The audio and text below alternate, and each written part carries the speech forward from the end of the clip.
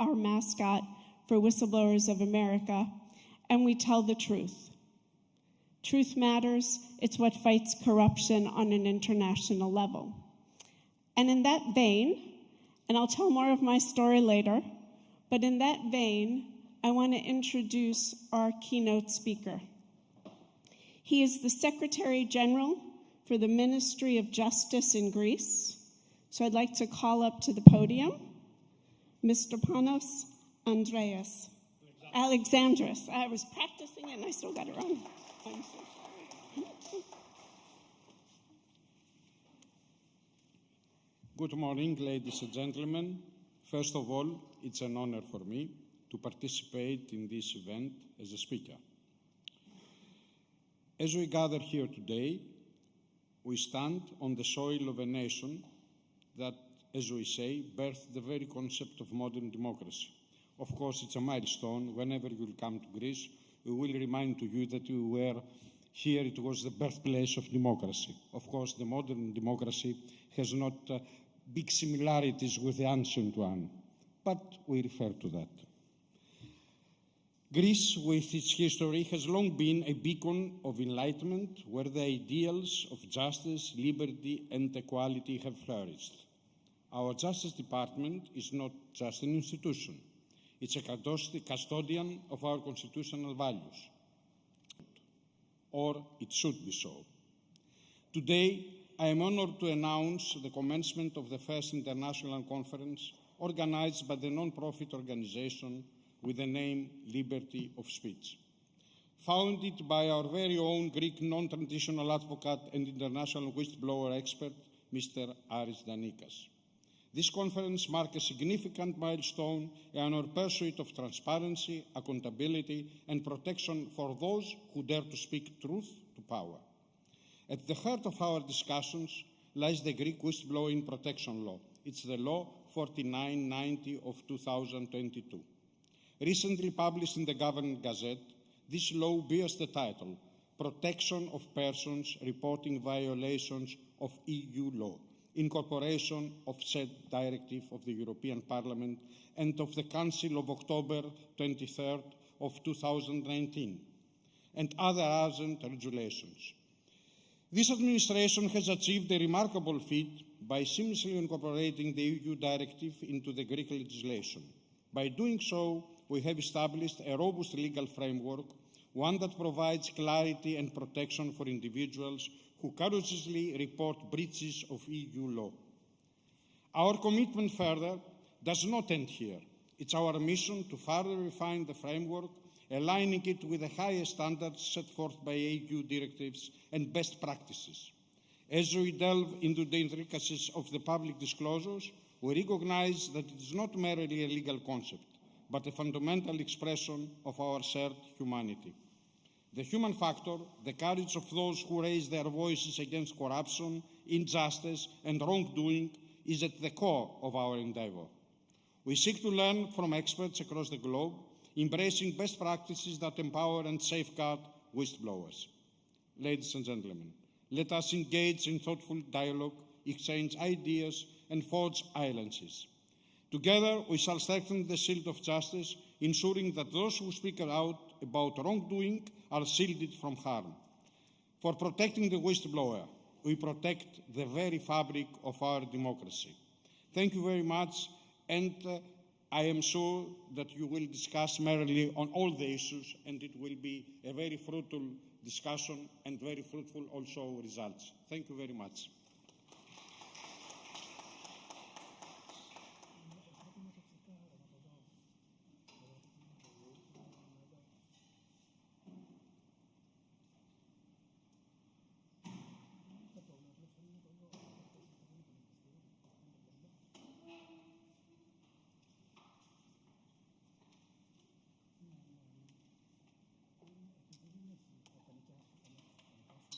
So to begin our day, we're going to start with our first group of panelists, and I'm going to call them up to this podium. I'm going to go sit over there, and we're going to have them on screen.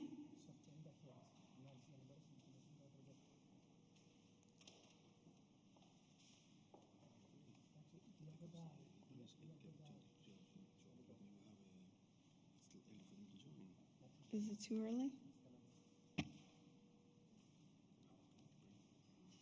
Okay. Well, maybe we'll take a quick break because we've got to see if some of the panelists are going to be joining virtually. So I need to find out if they're already logged in. And if they're logged in, we'll go ahead and get started. But I'm going to call Joe Wade up. You're here.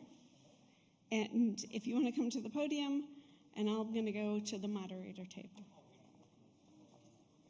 Yes.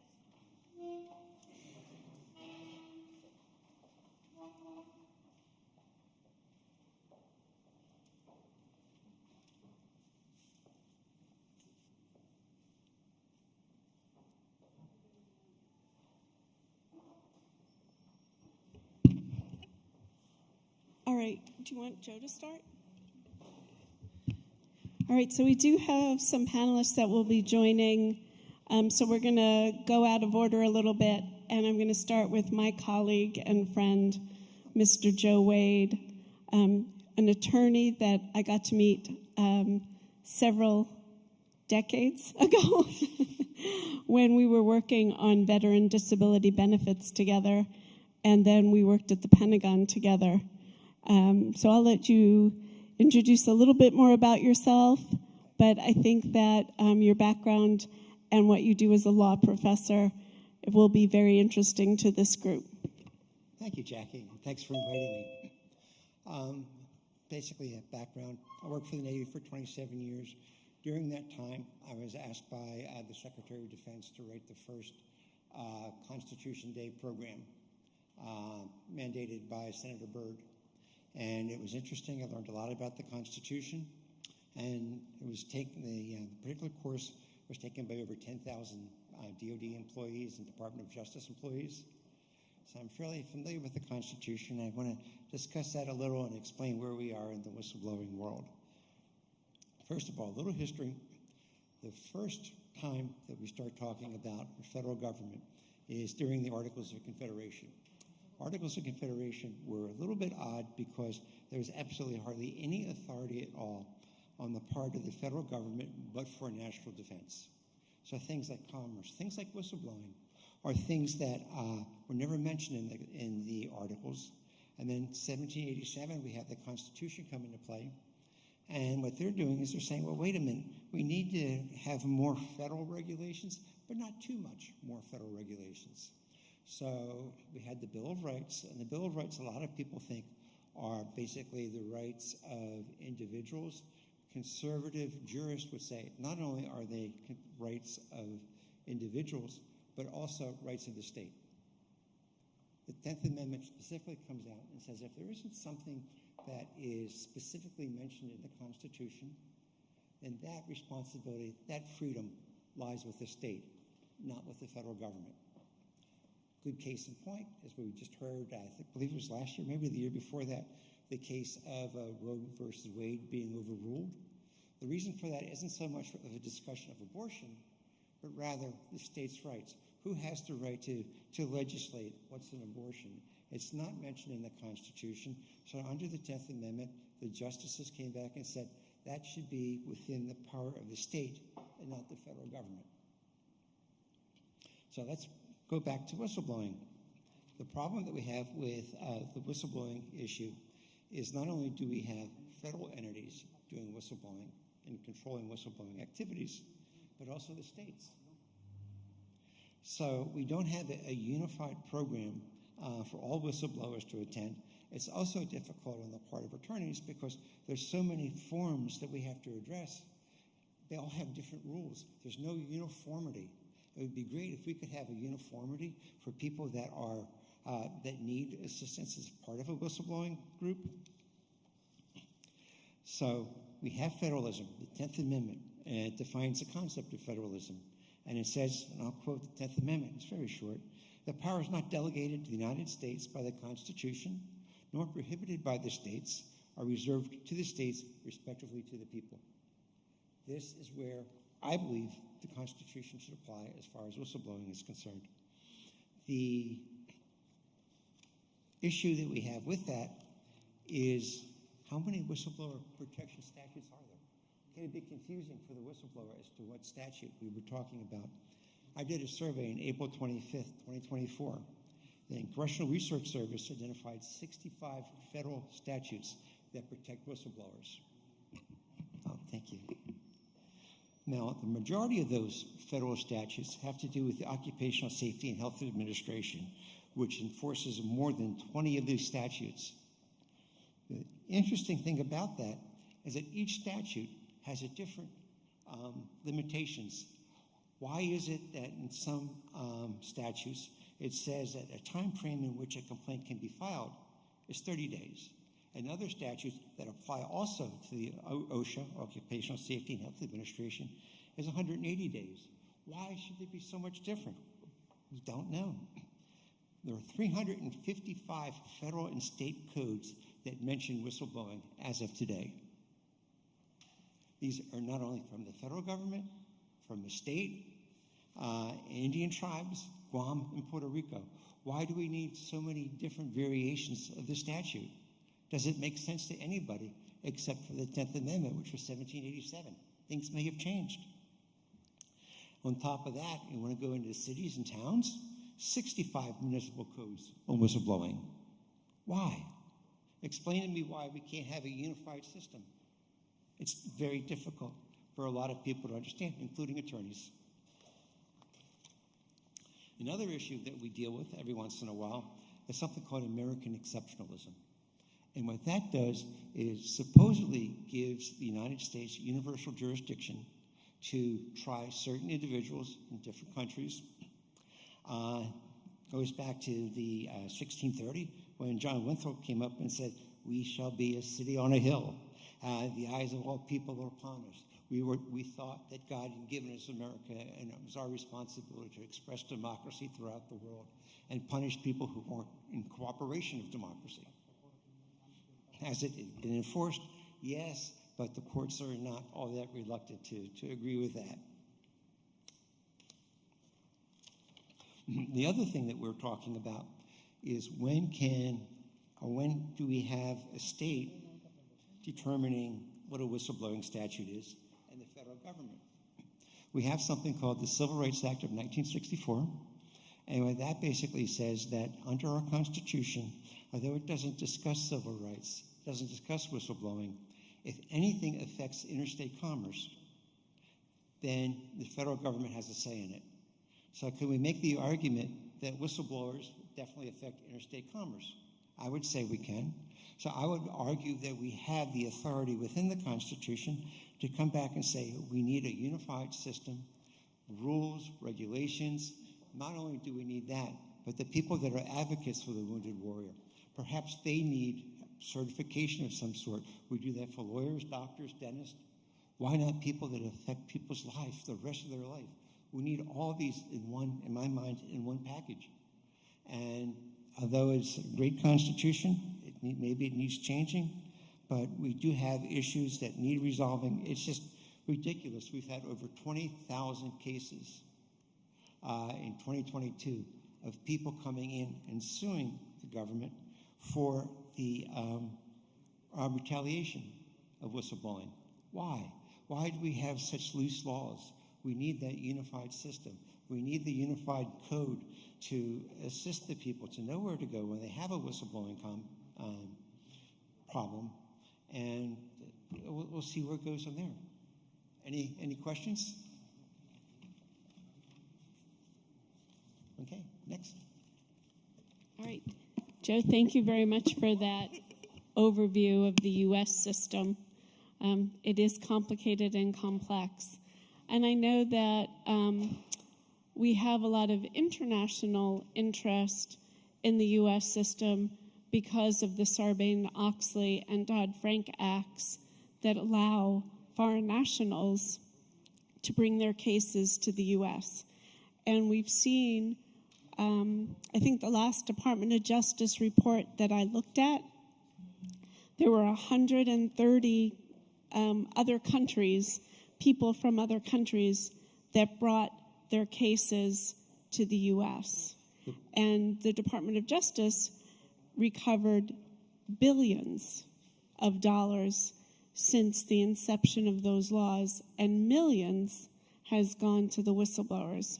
So it's been an important connection, I think, for another reason why, as Americans, we welcome an international cooperation partnership, because we can fight corruption and address some of those wrongdoings by partnering up with individuals all over the world. Corruption is a global issue, requires global solutions. The issue that Jackie brings up is good. As far as Dodd-Frank is concerned, the SEC will get involved in it if the complaints are over $1 million. And you can get a fee, the whistleblower can get a fee of somewhere between 10 to 30% for reporting the financial issues. But outside of the financial world, Dodd-Frank doesn't really have much application. So I think we have Vladimir and Dragana on the line. Are they coming on screen?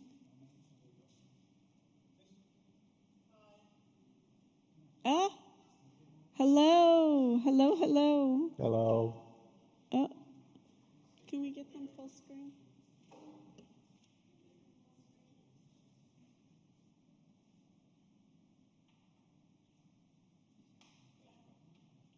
So I'd like to welcome my friends in Serbia, who I got to meet when they came to Atlanta for the UN Coalition Against Corruption, the Convention of State Parties 10th meeting. And I got to meet them because they are the proponents of the resolution on disclosing persons, protecting disclosing persons. And I'm going to ask them to introduce themselves and what they do in Serbia, and to discuss a little bit about the resolution and why it's become so important to everyone around the globe. Dragana, Vlad? So, hello, and thank you, Jackie, and Daris for inviting us to speak. We're sorry we couldn't come to Greece, our most favorite country after Serbia, of course. But hope to see you some next time in Greece or somewhere else. We are both whistleblowers, we are journalists, and we used journalism when we were retaliated against by the government of Serbia for blowing the whistle on censorship and the conflict of interest of the Prime Minister in 2009 to set up Pištaljka, the whistle. Pištaljka is a whistleblowing platform that combines journalism and legal expertise to help whistleblowers. We drew from our own personal experience. We were retaliated against. We couldn't get a job anywhere in the Serbian media, and we knew that corruption was underreported in the Serbian media, and that whistleblowers had no one to turn to. And we decided to start a website, a platform that would serve two causes. Allow whistleblowers to freely report corruption and have someone investigated and publish articles about corruption and other forms of abuse of power. And also offer free legal aid to whistleblowers. Because when we blew the whistle, there was no expert lawyer that we could turn to in Serbia who could help us. There was no law, and we successfully advocated for the adoption of the Serbian whistleblower protection law, which was passed in 2014. And we made sure that the law was properly implemented. Our lawyers and our team, our journalists and lawyers, so we're unique in the sense that we have journalists and lawyers working together to help whistleblowers. And so our team teamed up with the Supreme Court of Serbia and the Supreme Prosecutor's Office to do training of judges and prosecutors and make sure that the law was implemented. And we are happy to say that in the past 10 years, we helped more than 100 whistleblowers get court protection, which means that they were reinstated. And one of the key elements of the Serbian law is the interim relief, which means a whistleblower who was retaliated against, usually, people get fired. Our lawyers use the law and interim relief to reinstate these whistleblowers. Courts are very efficient in providing interim relief to whistleblowers. The legal deadline for the court to rule on a request for interim relief is 8 days, but we've had cases where the courts ruled in a day or 2 days. So this has been very effective, and we have also continued doing trainings for judges. Just last week on Thursday and Friday, we had training for judges in Belgrade, 30 judges in Belgrade, and also 30 judges in Novi Sad, Serbia's second largest city. With that, I will give the floor to Dragana to talk about the UN resolution. Yes, but first of all, I thank you, Vladimir. But first of all, I want to emphasize the importance of journalism in protecting our whistleblowers, because I think that is the base of everything. Without journalism, the efficiency of protecting whistleblowers wouldn't be so high in Serbia, and it is, because journalism is that last defense of public interest and of whistleblowers who are protecting public interest. So usually people forget that, but I wouldn't allow them to happen, that to happen. About the resolution, we were also, maybe to emphasize also one thing, the one of the best legal helplines for the whistleblowers, the one in Serbia. I like to say, and I like to emphasize that the legal help in Serbia didn't it was made by 2 journalists, not by lawyers. So it is very important, to have that combining of skills of lawyers and journalists.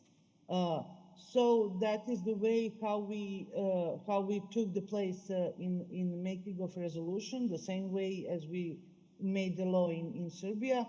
So I think that we did a great job in Atlanta. This is the first resolution ever brought in the world, and it is very important that we have it. But this is not the finished job. Is not finished. It just started that actually. So now is the great job is to implement that resolution and to make all of these countries to bring laws in the countries which don't have still don't have laws, to bring that kind of law that suits them, that suits their culture, their mentality, and because without that, it won't work. Maybe. No, I just wanted to add that when we were drafting the Serbian law, and we were on the working group to draft the law, we made sure that the good faith requirement was defined as a whistleblower having reasonable belief that the information is true. So we got rid, basically, of the good faith requirement. And that's what we did in the resolution as well. The UN resolution states that whistleblowers' personal reasons for blowing the whistle should not be investigated.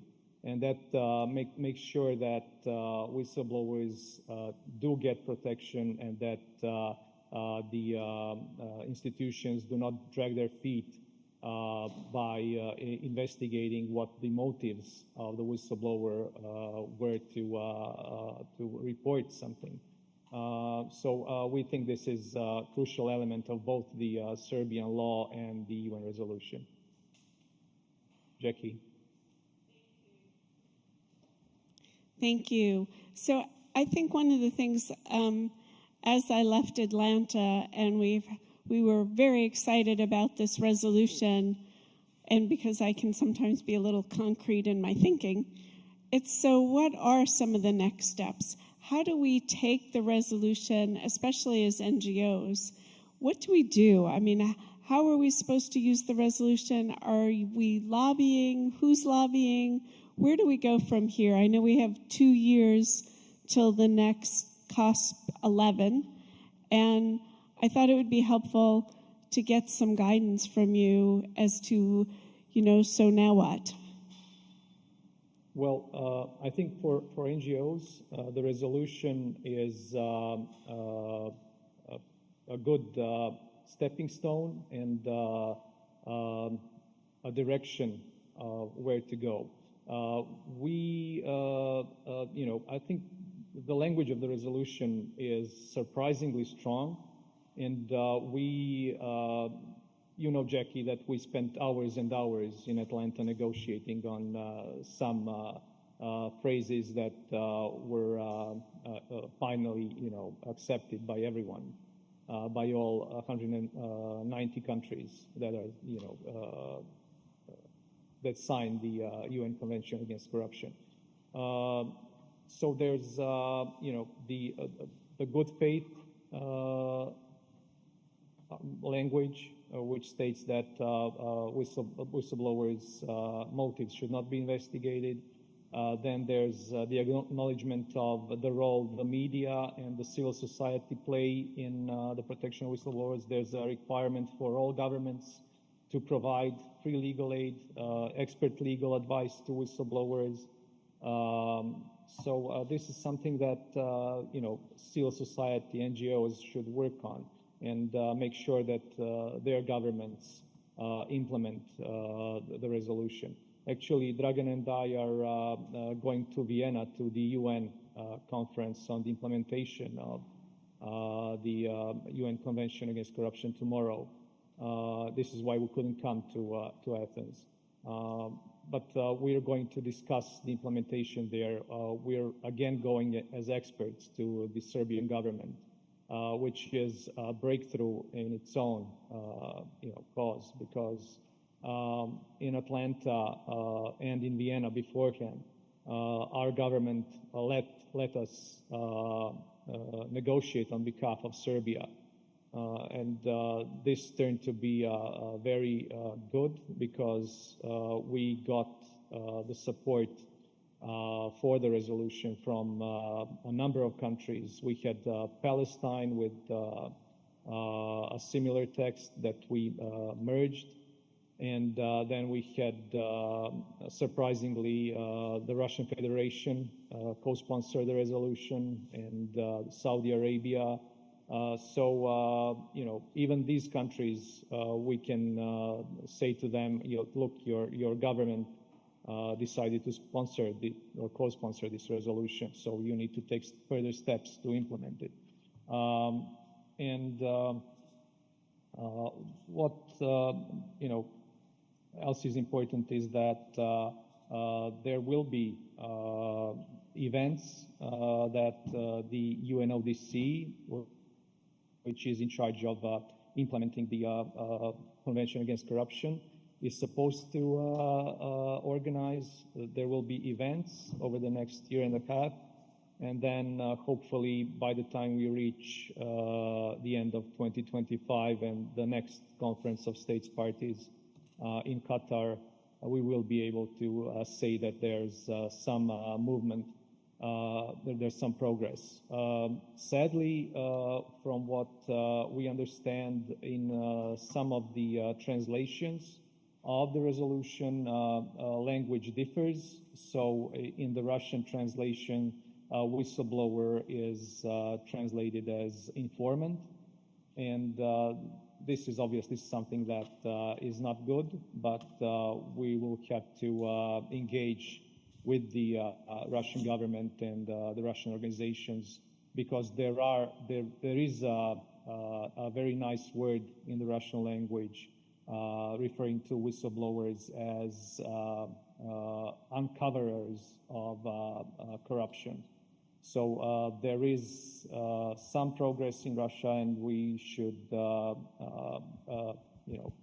work on Russia and other countries implementing this resolution. On the other hand, we were surprised also that the United States chose not to co-sponsor the resolution. It was, we had support from the U.S. Delegates in Atlanta during the negotiations. We had some difficult negotiations on the awards for whistleblowers, which the U.S. insisted it should be only monetary and financial. We said, well, we shouldn't,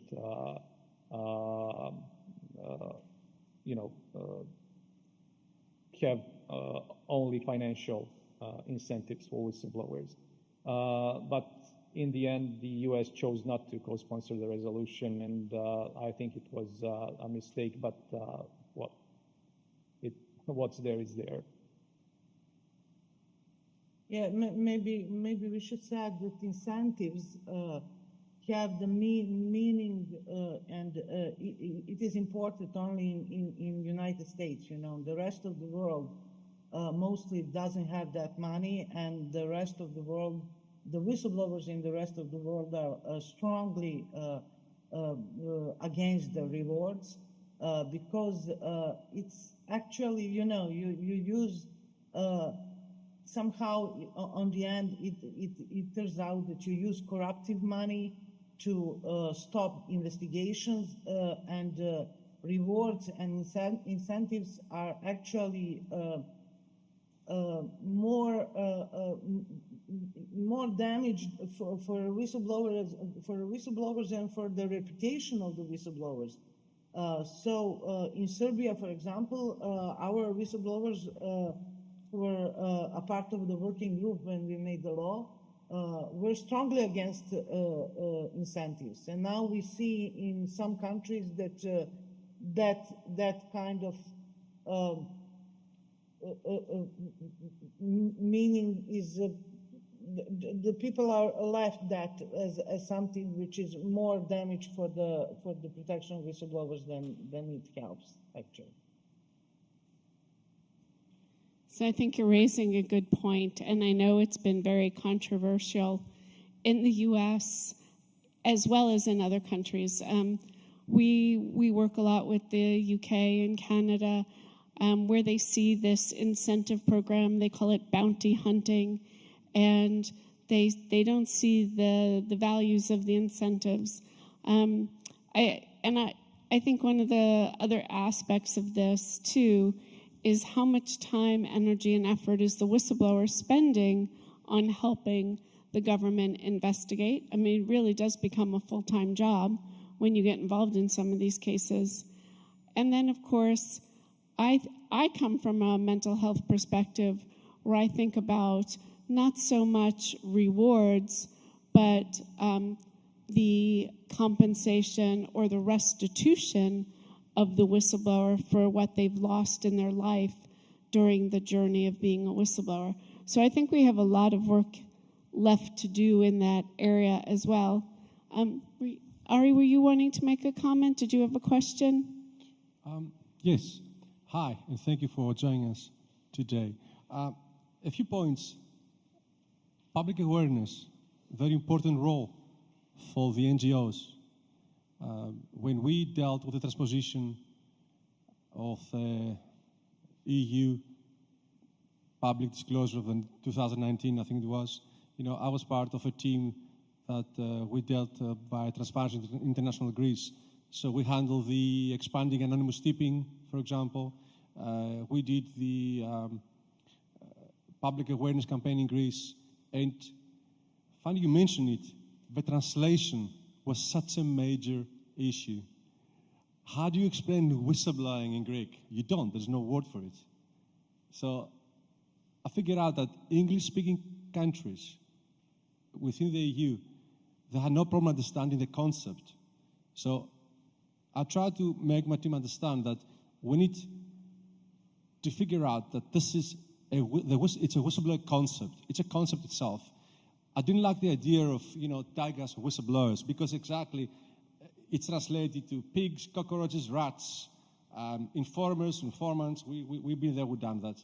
So it is important to understand that NGOs can play a role to public awareness campaign. We need the public to understand what we stand for. What is the role of the media? We need to train the journalist. I was saying that, the role of the journalist is to amplify the voice of the whistleblower without distorting its voice. So the media is always a safe harbor for whistleblowers, okay? So that's one thing, one point I want to make. And also, the challenging of implementation, the legislation to a national level, for us, at least in Greece, it's a nightmare. Try to understand, to make people understand, understand the lawmakers, explain them what we stand for, what's the difference between informants, paid informants, what's the difference between the rewarding system, the bounty hunting. It's complicated. In Greece, for example, a lot of people don't believe in anonymous reporting. They don't accept that a witness of public interest, which is what we sort of translated the name whistleblowing. We translate it as a witness of public interest. If it's anonymous, then they might not accept that information as a whistleblower. He might not, under a national law, he might not be protected. So we are called kukulofori sometimes, which translates to you wearing a hood. So public awareness is important. We need to make people understand what's the value in society, what is the value. The value is on the public interest, okay? So these are the points I want to make. Now, I think about rewarding and compensation. We have another panel about it, so we're going to discuss this extensively. Thank you.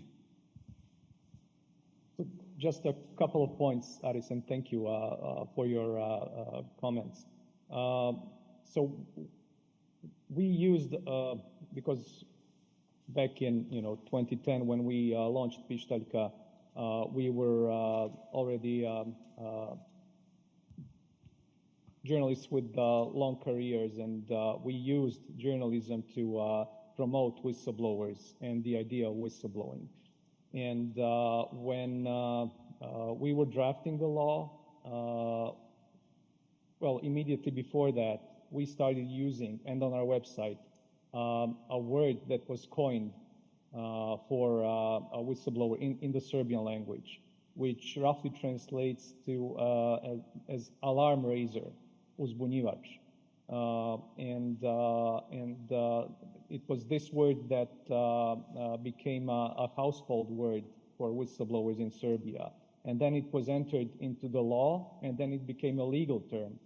And we used Pištaljka to advertise the term,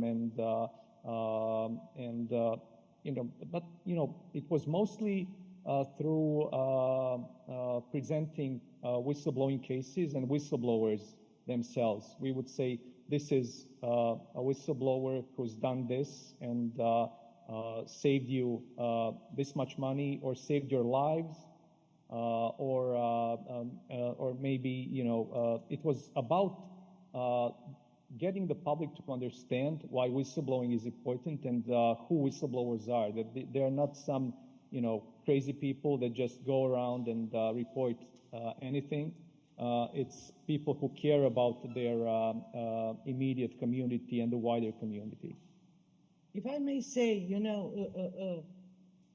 the problem with the name of the whistleblowers, it's not an issue actually. We made it. When somebody want to move the eye of the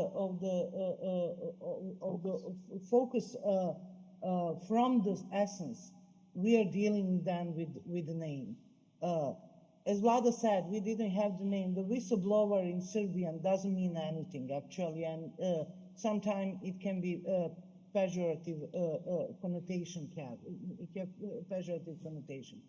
But, you know, we realized that on our training for judges, you know, usually when I try to explain to them why are whistleblowers important for any of everybody in society, I usually said whistleblowers are just honest people who report some wrongdoings and have been retaliated against because of that. That is simple as that, you know. Somebody called them whistleblowers, somebody called them other ways. Let them, everybody have their own names, which suit their culture and mentality and whatever, you know. But whistleblowing and protection of whistleblowing, it's something which is have the connotation of Western thing in the Eastern world, you know. And that is the problem. Politics is the problem, actually, not the whistleblowers. Always the politics is the problem. That's why some countries don't want to accept the whistleblowers and everything which goes with that. So we have to move from that point. We have to, when we made the law in Serbia, you know, we were under great pressure to copy a British law. And there was a, you know, a great lobbying, a big lobbying group which insisted to just copy some other law. Then we successfully resisted that and made some original law which suits us, and it works. We coined the name for a whistleblower in Serbian, which means something. It means people who raise alarm. And Vlada didn't tell, Vlada, during that process of making the law, Vlada found actually the article from the 14th century, Serbian Emperor Dusan had laws in which one article in his laws, in his canons, were referring to the whistleblowers, actually. It says that not one master should punish or should do anything wrong to the peasant who is reporting something which is wrong, you know. So the culture of whistleblowing is not something which is modern thing. It's not something which was made in modern times. It's from the beginning of the world, you know, that we are protecting honest people who report some wrongdoing. That is the bottom line. Everything else is just politics, nothing else. So that's what we should do. We should resist that things which are pulling us from the essence and just focus to the essence, helping honest people who are reporting wrongdoings. Thank you. Thank you so much for that. And I think that's a great place for us to start, is just getting the definitions of the words right. You know, as you mentioned, there's such a negative connotation to the definition of the word whistleblower in English. The rat, snitch, tattletale. We've proposed over time, we've written to Merriam-Webster Dictionary, and Microsoft, because they're the secondary perpetrators of this injustice, because they pull the definition that when you're typing in Microsoft and you ask for a synonym, you get these terrible words. And so we've asked and we've written to them, and they've said, well, we need a media campaign. So I might be asking you guys for some advice here in the future about how do we change the definition and get the dictionary writer people to change the definition, because that's part of this public awareness I think that we need is for whistleblowers to be seen as truth tellers, protectors, ethicists. Lamplighters is another term I've heard used. there are all these little giraffes because I keep saying that whistleblowers are like giraffes because we stand tall and we stick our necks out. So I use the giraffe as the mascot, and I'm working on another book called To Be a Giraffe. So I think we have a very initial challenge before we even start to even think about changing laws. It's how do we even get the words right, because words matter, and how are we going to fix those concepts so that when we're communicating to people, we want you to speak up, we want you to stand up and stick your neck out, we want you to risk that criticism for the greater good. How do we get people to do that if they don't even understand the concepts and the words associated with this ethical activity that we're talking about? Ari? It is important to remember that there are two fundamental issues here, at least for the EU, and you obviously know a lot about the EU directive. A whistleblower has to qualify for protection or even defined as whistleblower if he reports wrongdoing, corruption at the place of work. So now there is an issue here because we need to determine what is the place of work and how far it extends out of a place of work. Likely from a little studies I've done, and although I'm not an expert, there's a lot of improvements there. For example, under the EU law, you extend protection not only to the whistleblower that reports wrongdoing at the place of work, but to an extended family, colleagues, and that is important, okay? That because somebody can witness wrongdoing from a colleague. He's not directly involved. So if he reports it, even if it's hearsay, and he suffers retaliation, then he is protected by the directive. In terms of the name, very wise what you guys said, and that is that we need, for every culture, to figure out the wording that gives them the sense of the concept of a whistleblower. Cynthia Stimple, a South African celebrated whistleblower, and a colleague and a friend told me once that she considers whistleblowers to be citizens of conscience. And I like to think of them as volunteers against corruption. Because we are volunteers. Nobody's forcing us. Nobody's forcing us to go testify in court. Nobody's forcing us to go to the police station, open a case, you know. We can do it anonymously. We can do an external public disclosure. We can go to the media. And that is important to remember. We are volunteers. We listen to our conscience. Thank you. If I may say, you know, what Ari said, we in Serbia have a very good law, which provides much wider protection for the whistleblowers than EU directive provides, actually. And you see, by Serbian law, every citizen in Serbia is protected. If he suffer retaliation after reporting some wrongdoings, corruption, or anything which is against the law. You see, it is same with lobbying, you know.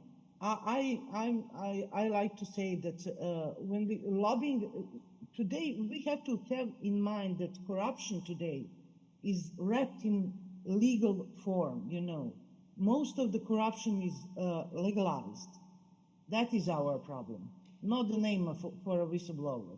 We know who the whistleblowers are, and we spend the time in how we would call them, or how we would, you know, put the names in, how we combine Western concept with the Eastern concept, and this is not the issue. The issue is how to strengthen the whistleblowers. We in Serbia managed to strengthen whistleblowers in a way that we put them in the focus. When you keep the whistleblowers in the margin of the society, you can't protect them. You have to put them in the focus. You have to put them in the system. You can't put them outside of the system. You can't make some parallel system for protection of whistleblowers. There is state system, and you have to make it work. in the benefit of whistleblowers. That's what we do. You know, we made from a whistleblowers in this 7 years until we is 7 years. Serbia have the law. 10. So 10 years that we have the law, we managed to put the whistleblowers in the focus of the society, and now there is not one bad connotation when somebody says a word whistleblower in Serbian, uzbunjivač. Nobody have not one bad connotation, bad thought about that. It's all positive. That's what we managed to do during our fight. That is the most important thing, to make whistleblowers important for the society, to show people why are they important for them, and then the protection will work. The society will understand why it's important for them, for their everyday life, to protect a doctor who report corrupted doctors or some other, you know, but you have to show people why is it important for them. Every other issue as a name or, you know, things like that will come on the, it will sit on their place afterwards, you know. So, but our biggest problem today is what I said, the corruption. The most of the corruption today in the world is legalized. We made all kinds of procedures to legalize corruption. You know, the lobbying. We legalized lobbying, actually. You know what is the lobbying? Lobbying is essence of corruption.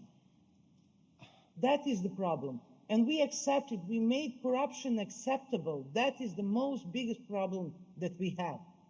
And if we don't confront ourselves with that, we will never manage to protect people who report corruption. I think weaponizing the judiciary system against whistleblowers, it's also one of our serious issues. Let's not forget that. So, and also another point I want to make is that it's easy for a country as Serbia, and congratulations for what you have achieved, to implement it, but how do you implement it in over 20 countries in the EU? That's a different story altogether. Because all have to, because again, it's a national conflict. Outdated national legislation which has to implement minimum standards. We had this problem. So you have to update so many national legislations. It takes time, there is resistance, there is corruption at a higher place. So that is a major challenge. And we've seen that with implementation. Yeah, Thank you. That's actually what I said, you know. Serbia have more right of protection of whistleblowers than EU provides. Mm-hmm. So why don't just accept what is better, you know, for everyone. Thank you. So I thank the panel. I'm going to try to keep us on track because we're due for a coffee break here. Vlad, Dragana, I wish you were here to give hugs to. I miss you. But hopefully we'll be talking again, and you'll give us updates from Vienna. Maybe later this year we'll have you come to our conference in Washington, D.C., and you'll talk to our panel then. Because I think keeping the dialogues going is what's so important, and keeping this international connection between whistleblowers and whistleblower groups is what is so important. So thank you. I'm again so glad you took the time today to join us, and we will chat again soon. This panel will continue after the break. We have 3 more speakers who will talk about whistleblowing and whistleblowing laws, and we will then have lunch. So let's take a coffee break, and then we'll come back for the second half of this panel. Thank you so much. Bye.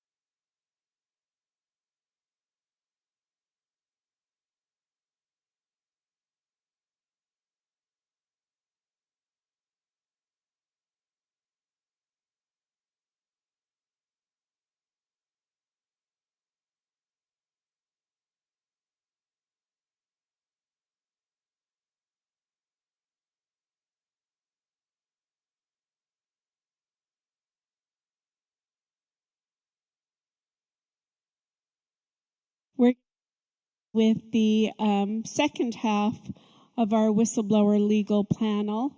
If we can bring on, we have two panelists that are going to be joining us remote, and then I have one panelist who is here in person.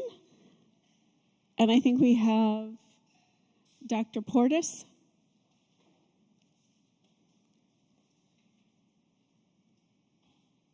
Yes, I'm here. Yeah, Hello, everybody. Good afternoon. I'm waiting for the, we don't have visual yet. As long as you can hear me. Oh, there that's you the most are. Important. Yes, and my understanding was that you have a meeting or somewhere to be, so I'm going to start with Dr. Luis Portis from the United Nations Office of Drug and Crime, the United Nations Coalition Against Corruption, as our next speaker. And Dr. Portis, I don't know if you heard the previous panel, but we had Vladimir and Dragana from Serbia talking about the UN resolution a little bit. So I was hoping you could pivot from what they were talking about with the UN and the UNCAC and the COSP-10 and the resolution to what you do at the UN and how we can work together more. Dr. Portis? Thank you so much. Yes, of course. I'm just don't know if you would like me to pull up my PowerPoint for some visual, but I'm also happy to speak. So it's up to you and the audience that I unfortunately cannot see.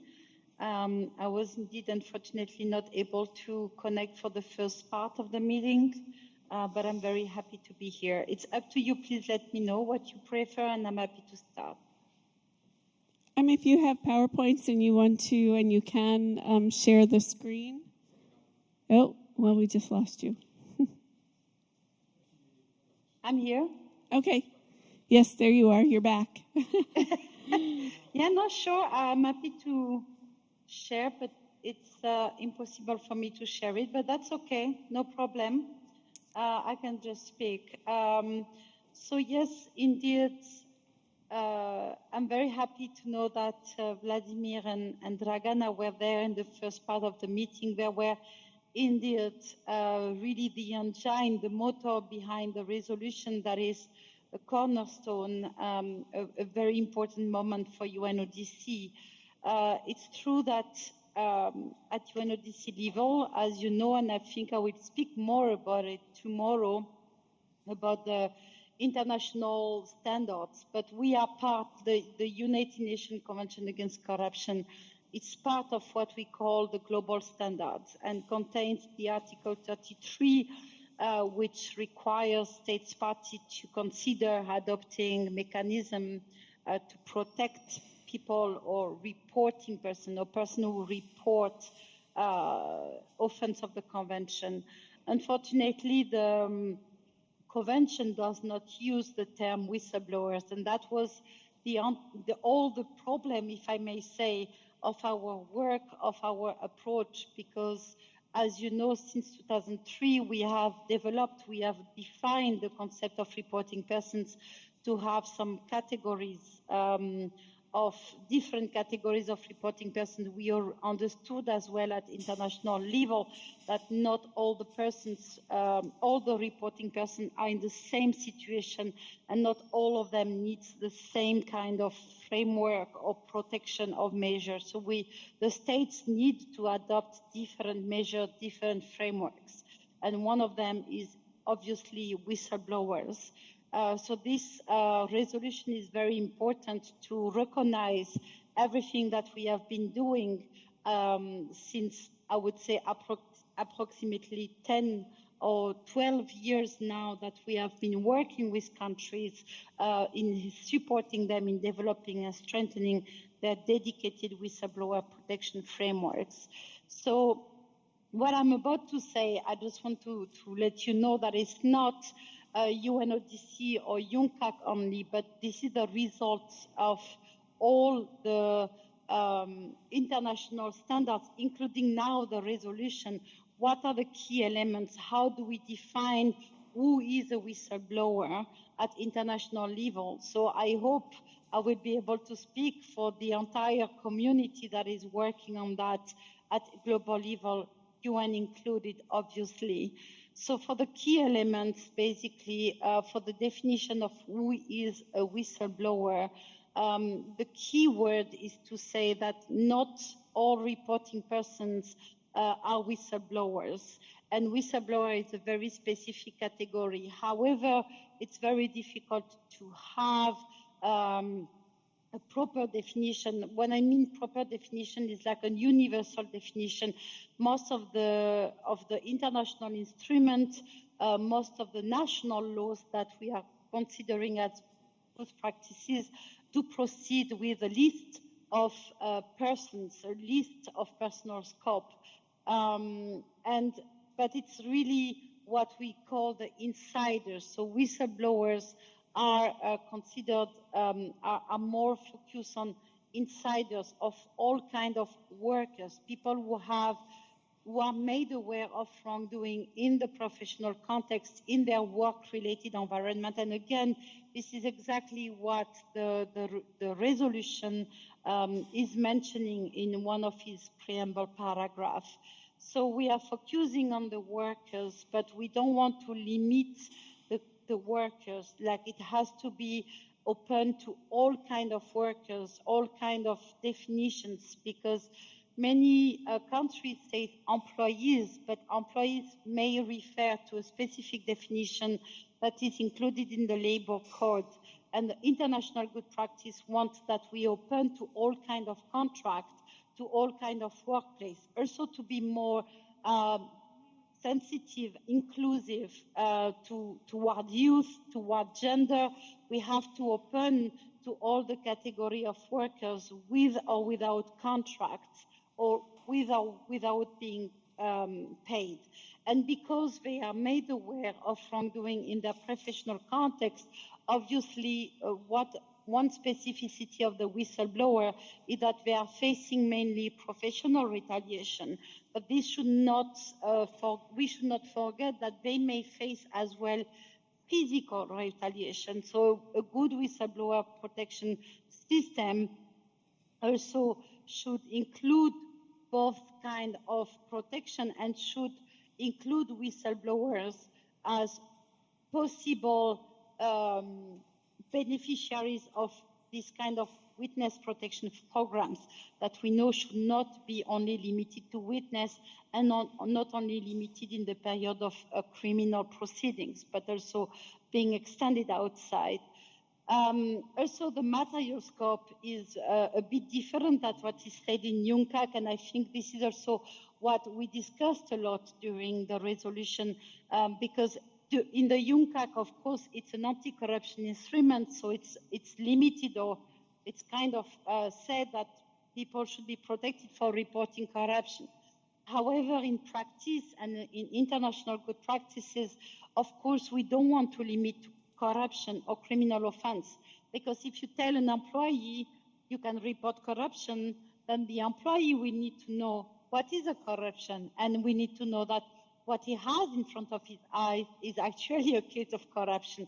So what is a good practice is to adopt a wide definition and use the term wrongdoing, so to be able to capture some information that may lead or not to a case of corruption or to a criminal offense, but this is to the investigator, to the people who are trained to investigate, to decide that and to find out, but not to the reporting person.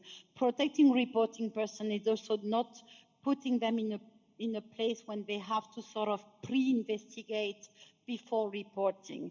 They should be able to report something that they know it's wrong, and they know because they are insider and they have like knowledge, experience, they have been trained on some specific matters, so they understand that there is a wrongdoing, and they should be able to report it without fearing retaliation and let investigators do their job. Another very important thing that was discussed also during the resolution, and this is part also of our approach when we provide technical assistance to countries, is how wrongdoing must be reported.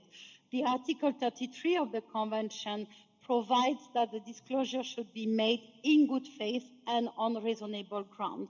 But again, since 2003, we have moved on into the definition and into better defining whistleblower protection, and we realize that the term good faith can be often used against the whistleblower to assess the motive of the report. However, what is important is not why the whistleblower reports something, but more knowing, making sure that the whistleblower has reasonable grounds to believe that the information he or she reports is true. And that is the only thing that should be important, must be important in the world of whistleblower protection.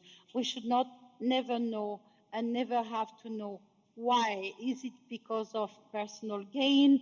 I mean, personal gain, not financial. We go back a bit there after, but more like personal gain, like conflicts or wanting to have the position of the person who is reporting against. This should never enter into consideration as long as any other people in the same position with the same information would have think the same, that a wrongdoing is happening and this should be reported. That's why actually that the directive, the EU directive on whistleblower protection from 2019, those mandate or those provide the obligation for all the EU member states to remove the term good faith and replace it by the term of reasonable grounds. So that is also a very important point that we have discussed a lot during the resolution negotiation. We also have the question of where. Again, to define who is a whistleblower, we need to answer so many questions. Who, what, how, and where.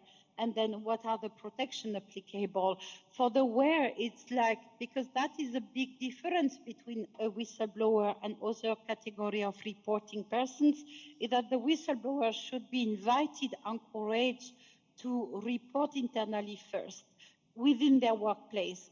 And that's actually provide for the obligation to the workplace to set up some internal reporting mechanisms and protection mechanisms. So the frameworks, a good whistleblower protection frameworks should provide for this obligation, but not an obligation only. It's difficult to have just an obligation, but also some kind of guidance, and some bodies should be mandated to provide this guidance to all the workplaces on how to set up the mechanism, what to do, how to investigate internally, how to provide protection internally. So a robust system will bring the whistleblower, will encourage the whistleblower to report internally first. But of course, the whistleblower should always be invited or authorized to report externally without conditioning to internal report first. Externally means to law enforcement authorities. And this also brings another aspect, that the law enforcement will receive all kinds of reporting persons. These are the meeting point between witness, victim, experts, whistleblowers, and so on and so on, and citizens, for example. All kinds of reporting persons will go to law enforcement. So law enforcement also needs a lot of guidance and a lot of training to determine who is who, and to determine as well who is a whistleblower, what is the difference, and when a whistleblower becomes witness, what to do. So this is also a lot of part of our work, to work with law enforcement and make them understand the concept of whistleblower and not being confused with other kind of reporting person, which is even more challenging for them, because obviously they receive everybody, so they have the tendency to put everybody, if I may say, in the same pocket. We also work on the public reporting, and especially the role of the media and the investigative journalists because it's very it's very important to make the distinction. An investigative journalist can be threatened, can have a lot of threat on them, and this is absolutely necessary to protect them, but they are not whistleblowers. And it's very dangerous to confuse the two categories as well. That can put themselves in risk. But we are working as well on the role that investigative journalists can play to be protected, but also to protect whistleblowers, to work with whistleblowers on one side, and to work with law enforcement authorities on the other side to complete the chain of communication, of reporting. In terms of unjustified treatment of retaliation, what I said is that we provide a main focus on professional retaliation. And obviously, this is the main aspect of whistleblower protection. So we have all kinds of professional retaliation that should be encompassed here. And basically, we should include here all the acts, all the behavior, acts, omission that has an adverse effect on the life, the professional life or the career of a whistleblower. So it should be open enough to adapt on a case-by-case basis because, for example, a transfer, a mutation can be sometimes a promotion or can be seen or lived as a retaliation depending the specific situation of the whistleblower, the cultural, the economical aspect of the whistleblower, of the company, of the country. So it has to be really adapted to a case-by-case basis. But again, what I said is that we should add an additional focus on the physical protection. So we should not forget that whistleblowers can also suffer from physical threat, even suffer from being killed, being harassed, being attacked. There are so many things that a whistleblower can face in addition to professional retaliation, and this should be very strongly and included in the frameworks and applied in practice. We also have a big gender aspect in that retaliation of whistleblowers. We should also be gender sensitive and inclusive in providing some all the protection against unjustified treatment. I don't want to go too long on that. I know my time is limited, but if you have any question on the gender aspect, I'm also happy to discuss about that. Unfortunately, that was not so much retained in the resolution, the final text, but that was a lot of discussions as well. And as you know, we do have as well a specific and dedicated resolution on gender, which is called the societal impact, that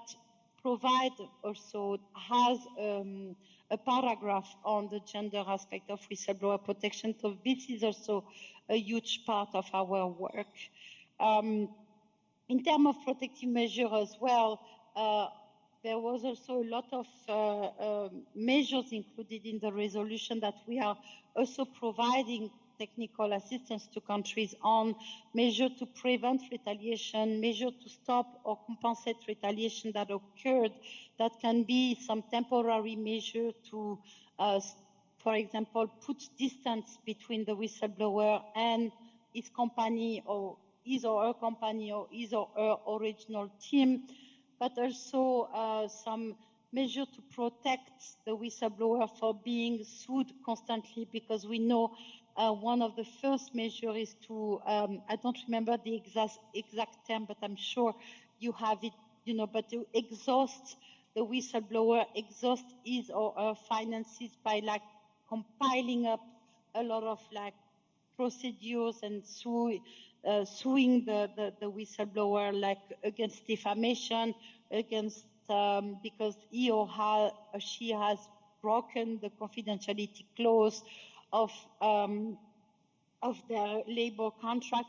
So this is like something, the immunity against civil and penal liability is a very important measure to put in place, and this was in the resolution, as well as the reversal burden of proof that was not kept as such, but the spirit is there, because when, for example, a whistleblower is retaliated or is dismissed, there should be like a sort of presumption of causal link between the report and the measure taken to relieve a bit the whistleblower as much as possible from having to prove and exhaust him or herself from all these like procedures. There was also a lot of discussion about rewards, honors, and awards. What is important at UNODC level and also is in the resolution is the recognition of the whistleblower. We know that some of the countries do have a system of rewards that is very important, but at UNODC level, this is not something we don't discourage, we don't prohibit, if I may say, but we don't encourage, because we work with all the countries of the world, and not every country has the possibility, the financial capability to do that. Especially, for example, France has chosen this kind of system, especially if there is a strong system of financial compensation throughout the process, which means that the whistleblower does not lose money. In that case, obviously, the reward is not absolutely necessary. But what is absolutely necessary is to have a recognition, to recognize, to put, if I may say, the whistleblower in the light, and stop having the accused person in the light and the whistleblower in the dark, in the closet, feeling fear and retaliated all the time. So we have to reverse the tendency. And this goes through any kind of recognition. So you have countries who do some honors, awards, titles, certificates. It may look like stupid for some people when we discuss about that. I know we had a lot of smile, like, oh yes, you give a little certificate and a shake of hands.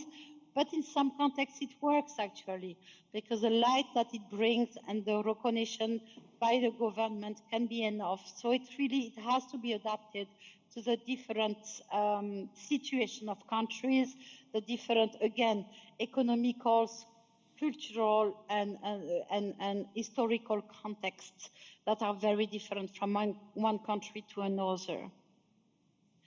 So again, I mean, we are working a lot at UNODC level to really support countries in making a distinction between whistleblowers and other categories of reporting persons.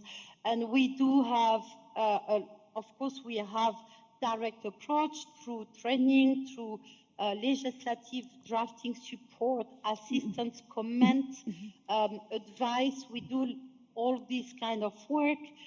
We also have more indirect support, which is publications, tools. We also have e-learning to...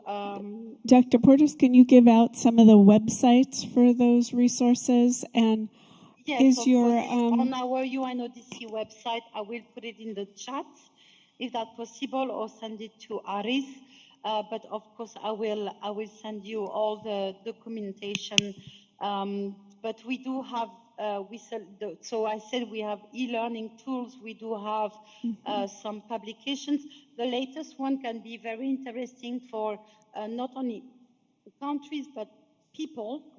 We try to target more individuals, so for the NGOs. Institutions, and NGOs as well, obviously. Because it's a guidelines to enable whistleblower protection. So it's in the healthcare sector because it was developed during the COVID pandemic, but it's actually, if you remove all the healthcare example, you have this step-by-step guide on how to establish an internal reporting and protection mechanism, also with the gender aspect that I'm happy to talk about. Okay, great. Sorry, I lost my voice. No, that's all right. Just recovered today, so it's still a bit weak. But basically, the main important point to consider that we provide as technical assistance, and actually that is also reflected in the resolution, is to adopt some dedicated frameworks for the protection of whistleblowers, but also for the other. Like having different frameworks is a key to stop the confusion and have like dedicated protection and robust protection for everybody. But it is very important that the frameworks are compatible. Like we don't want, silos. It's not the idea. No, the I idea think- is that I think we would agree with you here that having a framework and having that cooperation, one of the reasons, we wanted to do this conference as a sort of an EU American representatives here was because we wanted to take those next steps. And I may be in touch with you because we've got some legislative issues back in the US we can work on as well.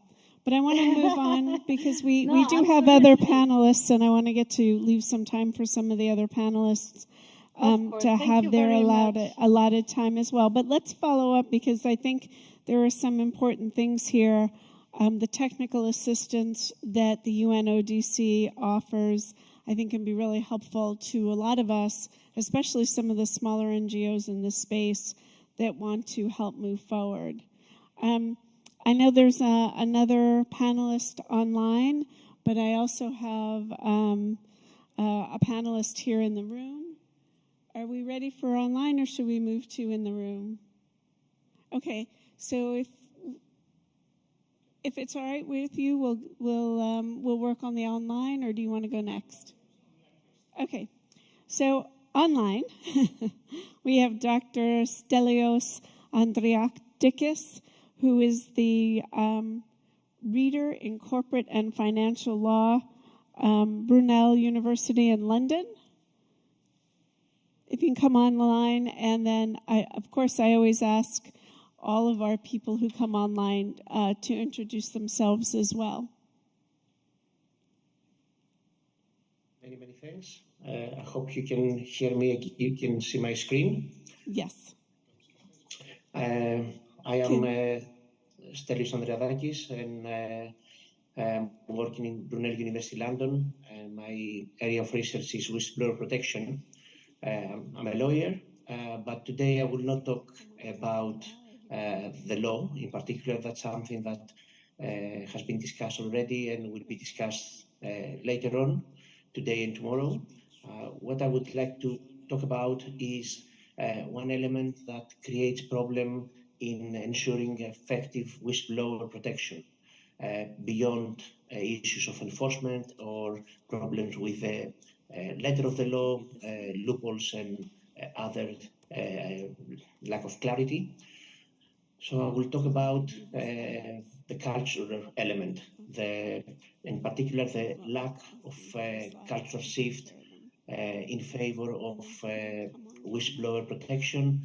And I think that in certain contexts, this lack of culture is the missing link, the missing piece of the puzzle in having effective whistleblower protection. And this is an important element that sometimes we forget, especially when we are talking about having international standards or even minimum standards of protection around the world. And allow me to explain what I mean by culture and lack of cultural shift.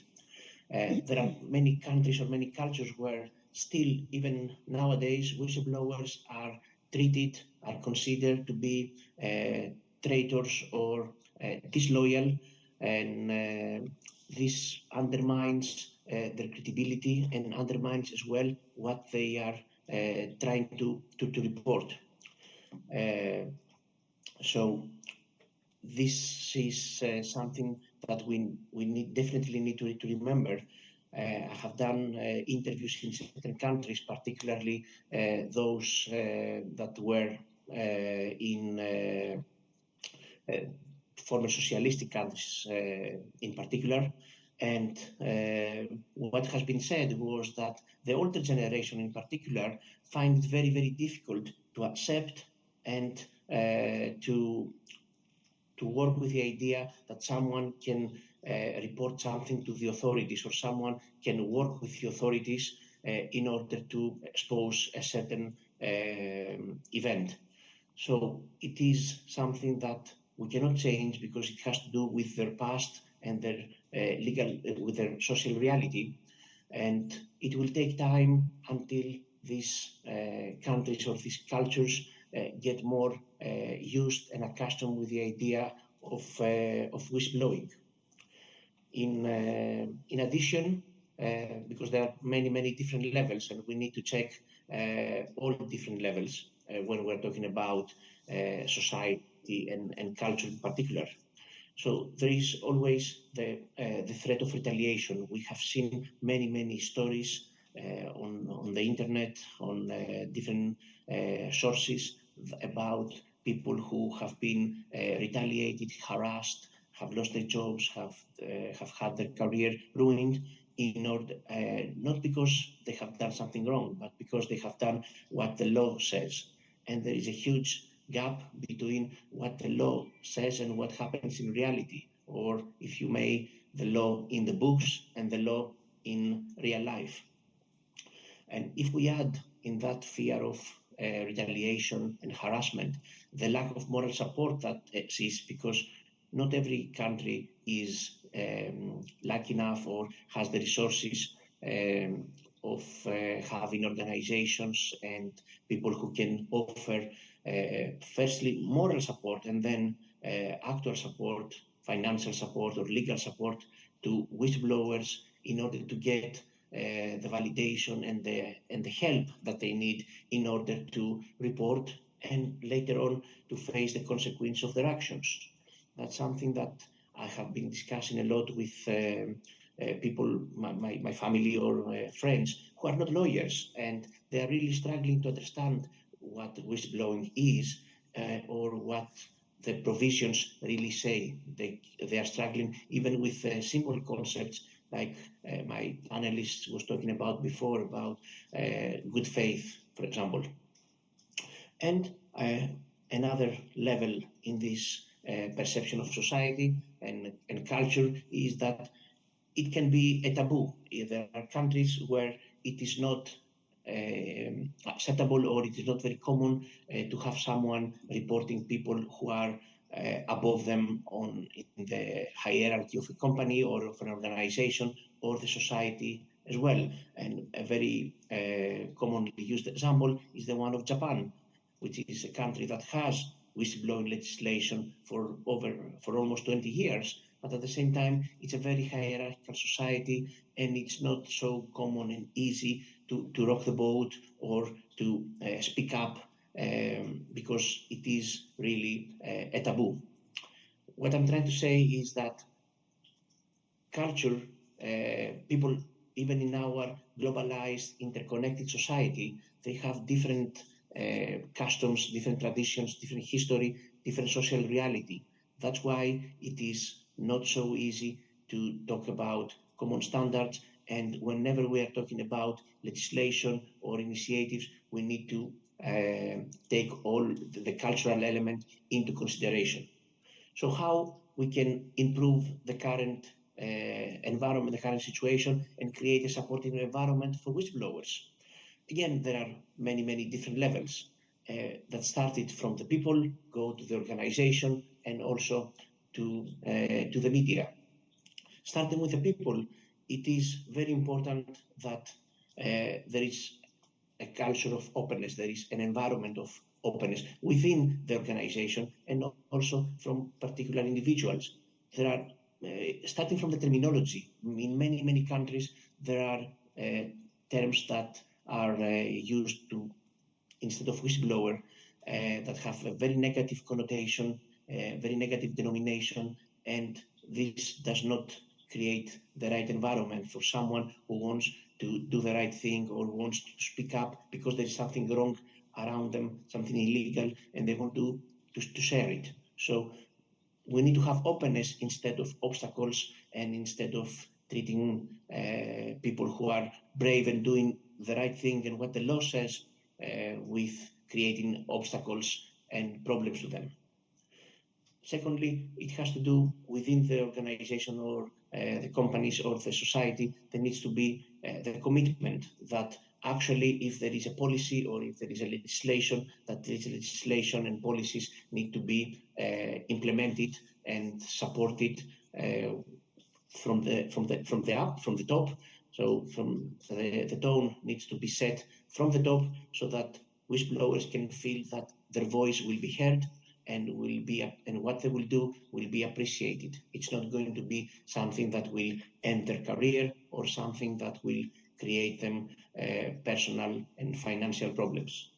And finally, the media. We need to be careful how we present stories in the media, mainstream media, and also social media. Again, there is so far in many instances not the right way of promoting what the whistleblowers are doing. And this has to do with what I mentioned earlier, that people, not everybody is a lawyer or a whistleblower who can understand the challenges and the processes. So any type of support is necessary, is welcome, so that the environment is open and supportive for the people who are willing to share, share some news or make a disclosure, make a reporting. So some strategies that I would like to share, again, at a different level and at personal, institutional level as well. So starting with some dialogue. It's good in a society, in a country, to have some discussion about who we are, what is our tradition, our social reality, our background, and how we can implement the idea of whistleblowing in a way that will be acceptable and will be suitable for our characteristics. Every country has a different background and different circumstances, and this is something that needs to be taken into account. So a dialogue that is open and honest can help in understanding what we want to achieve, because whether we like it or not, whistleblowing is an accountability mechanism. Whistleblower is synonymous to transparency. Therefore, a society or a corporation that does not want transparency, does not want accountability, then there is a deeper problem and a debate about what we want to do and how we can achieve it.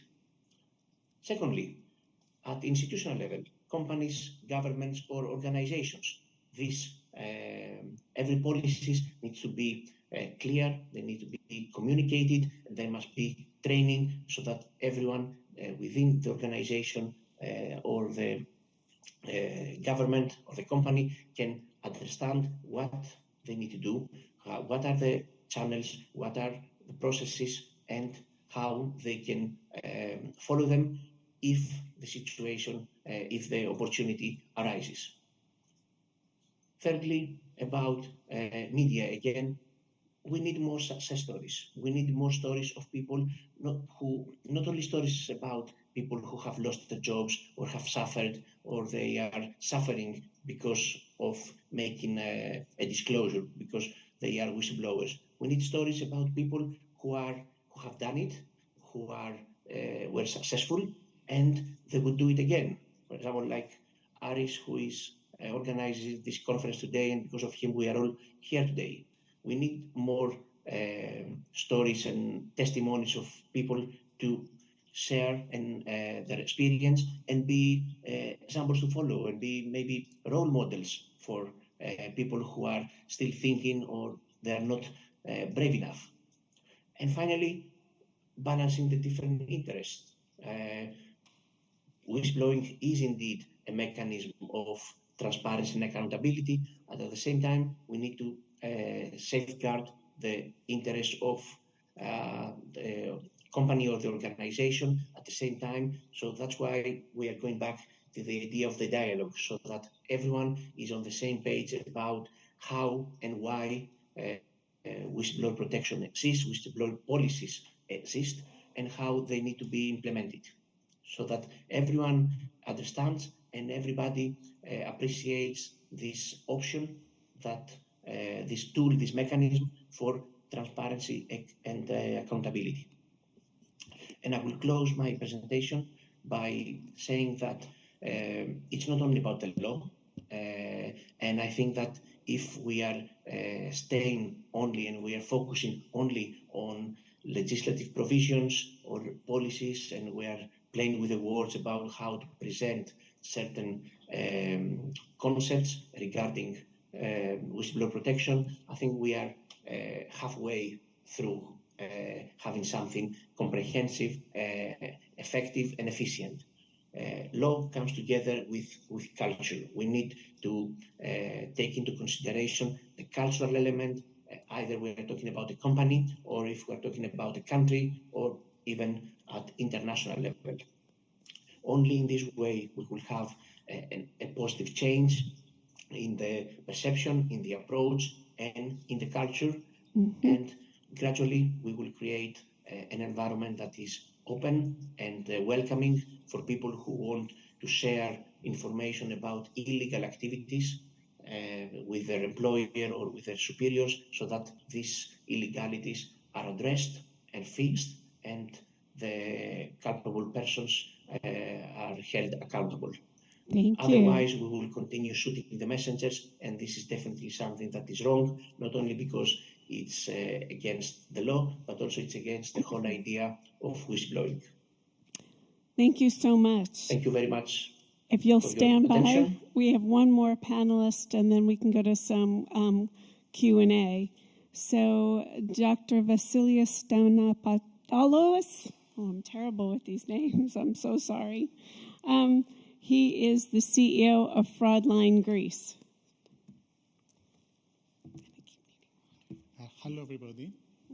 Aris, thank you for the invitation. It's a great pleasure to be with all of you, our distinguished guests and speakers, and the audience. I'm Vasilis Stamatopoulos. I'm the CEO of Fraudline Whistleblowing Services.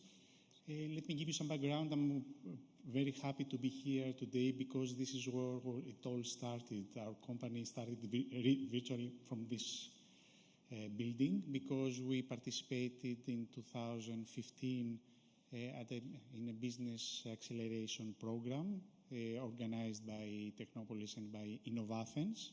So we went through a business acceleration program for a 3-month program, which led to the establishment of our company as a startup in 2016. And we also held offices in this building for 1 year. So the municipality of Athens was kind enough to accommodate us here. So we're a company, a small company, that we offer whistleblowing services. Back in 2015, there was no EU directive, there was no national legislation, there was really nothing. However, we saw the need for whistleblowing because of our experience. We were working, in Greece, we were living in Greece, we saw corruption in the country, but also in the corporate sector. Things were happening that we could not really do much about. There was no measures taken either by the government or the company management. So we saw Greek companies, just being kicked out of international stock markets because of corruption and fraud. And we saw also the name of Greece being affected because we all live in Greece, and if an international Greek companies behaves in such a way, then it's all of us suffer. We all get, bad names. So we looked into it, and we thought there is some kind of business opportunity, but with, positive social aspect. So when we started, nobody was talking about whistleblowing, but we looked at international, best practices. We saw that there were things happening, and they are mainly in the other side of Atlantic Ocean, mainly in North American countries. So we tried to get some best practices in Greece. So we started drafting policies. We were building whistleblowing platforms. We were creating, training material for companies. And I would say we were really in line with what's happening today in companies we have started working with before the national and European legislation. We have had to do very little modifications really to be compatible with a new legislative framework. Mainly our customers were companies, with, let's say, leaders in their field, that they had, some business to do with mainly American or international companies, and it was good, let's say, for their business, which is really fair enough. So when we had there was the EU directive, we were pleased because things were going to start moving faster. But then, let's say, we had the formation of the Legislative Committee of Greece. We had to do, to integrate the directive in the national legislation. So we waited and waited and waited and waited for a long time. There was the COVID, the usual excuse that the committee could not really proceed because of COVID. Eventually, we were one of the last countries, not the last one, but anyway, we delayed it. We had the kind of some draft legislation that was kind of rejected by the government board. Why it was rejected? Because there was a confusion of some ministers between a whistleblower and a protected witness. There was some, let's say, issues like that. Really big misunderstandings happening. Even people that were lawyers or judges sometimes, confuse these two different, let's say, distinct titles. And then the government decided to proceed with legislation with the bare minimum, to only what is included in the EU directive. For us, as a company, we were, let's say, putting pressure on our clients, so really encouraging our clients just to go beyond the directive to have a more inclusive protection. And our clients were, let's say, very positive. I would say we had very few clients that insisted staying only in what the directive and the Greek legislation has. So I would say that the directive, the legislation had definitely a positive aspect, to have some kind of legislative pressure is always good. However, what we're missing, as with all good initiatives coming from other, let's say, around the world or Europe or America, we're missing really the ownership. We had the Legislative Committee, various NGOs that are active in integrity and whistleblowing were really putting pressure to participate in this committee, just to give some input. They were denied that. They sent some written input. They were also, it was not taken under consideration. So there was not the dialogue that Professor Andreadakis talked about. So we're missing the ownership. We have a good initiative coming, to us as is. We didn't have a word on this. However, this is the way it is right now. We proceed with the legislation. As I told you before, most companies are really keen to give a wider framework of protection for their employees. So this is definitely good. The quality of the legislation was not at its best. And it's also not very clear. There are some aspects that are not very clear. We have, let's say, in Greece, when we have some kind of legislation, we have some, let's say, clarification circulars. So it's not, the legislation is not self-explanatory. So they have to release, the government has to release some clarification circulars to explain what the legislation is talking about. So we had 1, 2, we're expecting the third one. It's not really released. The third one is about fines, the consequences. So if you don't do what you're supposed to do, what will the consequences be? So the fines for companies and organizations. So this is the situation right now. Things are moving. Regarding the cultural aspects that we heard before, this is something that's quite difficult to tackle because we do have trained maybe thousands of people right now, mainly company employees. People, we have some twisted, let's say, perception of whistleblowers, like traitors, snitch. So using training in companies and organizations, e-learning, in-person training, we just use all means. We try to change these cultural aspects. It's not easy, but we try one step at a time.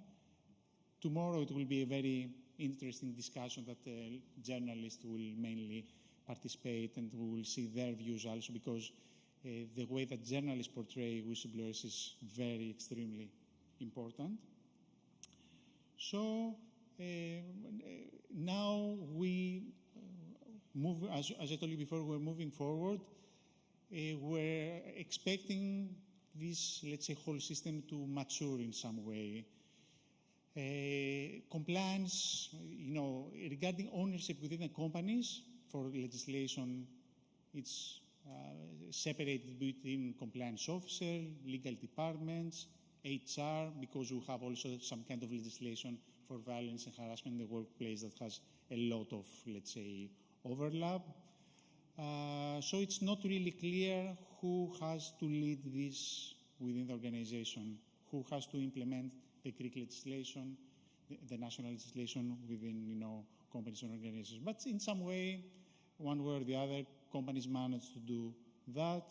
And then the next step is to give it visibility and the employees to know their rights, to know where they can report, to know the risks, because there are always risks associated with, let's say, this type of processes. We expect things to get better, for the implementation to be more mature, mainly in the future to have some legislative improvements for the law to be more inclusive, to be more clear in some aspects, and to, let's say, also to work together with other companies around the world, because there is always the issue that Luis Portas mentioned before, that there are sometimes incompatibilities between legislations. Mm-hmm. So if you have a Greek company that has, let's say, branches in Europe, because we have clients like that, so the cost for them to have lawyers to review their policies is quite high, because there are always differences. So we need to have a clear, let's say, map of these differences, and to be able to help companies that want to have an inclusive framework of protection, and to have that have branches abroad, to be able to implement the legislation in the best possible way. Thank you very much for your attention. Before you step away, can you give us 2 minutes about why integrity is cool? What is that project? Okay. Let me give you a short story. A couple of years ago, just wasting my time on social media and Facebook.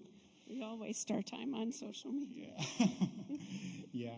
There was some, let's say, Facebook friend, which I have met him, in person. He's quite an interesting person, that his grandson was studying the first grade of high school.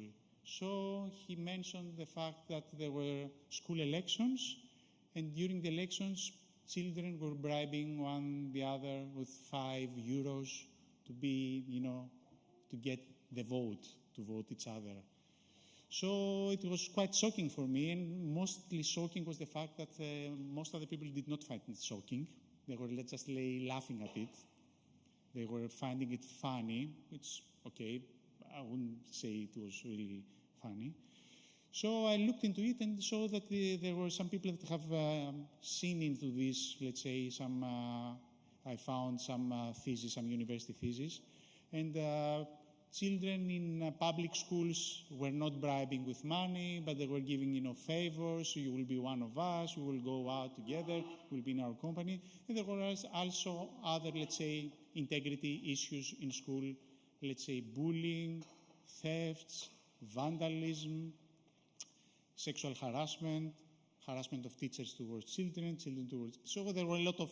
So school is a small, let's say, small scale of our society. And as let's say, professionals in this general, I would say, integrity topic, we have seen, you know, in-person training that younger people are more receptive to these ideas. Older people, they tend to say, okay, I have been working here for 40 years. I would never, you know, just give an anonymous report on my colleague. Younger people are more open. So we thought that the employee of today is the employee of tomorrow is the school child of today. So it's really worth just going to young ages to make a change there. It's much more efficient, much more effective.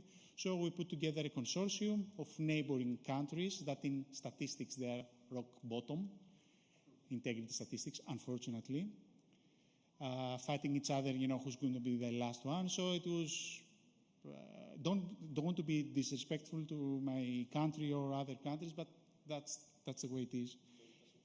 Yeah. So it's Greece, North Macedonia, Bulgaria, and Albania. Countries that don't have a similar, I would say, socioeconomic background, but they are neighboring. You know, we have people traveling from country from each other, so in some way they are close together. We are boiling in the same pot. Thank you for sharing more about that. So my suggestion is that we all take selfies with the Integrity is Cool. Is there a name of the bear? Yes, it's a cool bear. So my daughter has designed the logo, and so we hope to make an impact for school children to be the leaders of integrity of tomorrow. So she's 13 now. Ah, well, so come take pictures with her integrity bear, and let's post that on social media. Yeah. All right, I think I know we're a half hour into the lunch hour, and there's some delicious food that one of our sponsors has provided. So I am going to let you maybe come answer questions upstairs. Lunch is upstairs. I got to remember where we're going. Lunch is upstairs.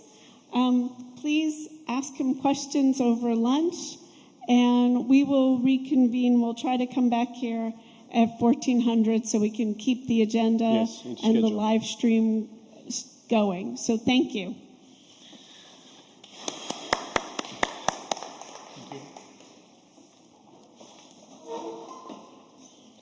Oh yeah, the heat, the sun is right on top of us. I know, you should do another place. Unica's a cool town though.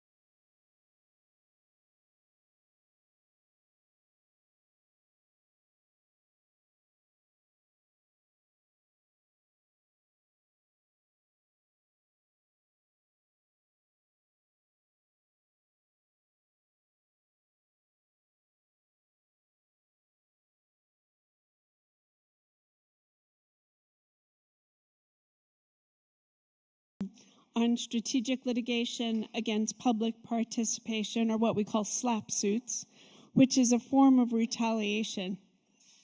Basically what this means, and we'll let the panelists really discuss this today and tomorrow, we have another panel on SLAPP suits. But what we wanted to talk about today is how the law is weaponized against whistleblowers and tries to silence them when they use their voice to speak truth to power. So I'm going to start with our online audience today. We have some panelists that are joining us virtually, and then we'll come back into the room for the panelists who are here in person. So I think our first panelist is Sulette Dreyfus, who is the Executive Director for Blueprint for Free Speech International in Australia. So we can get Sulette.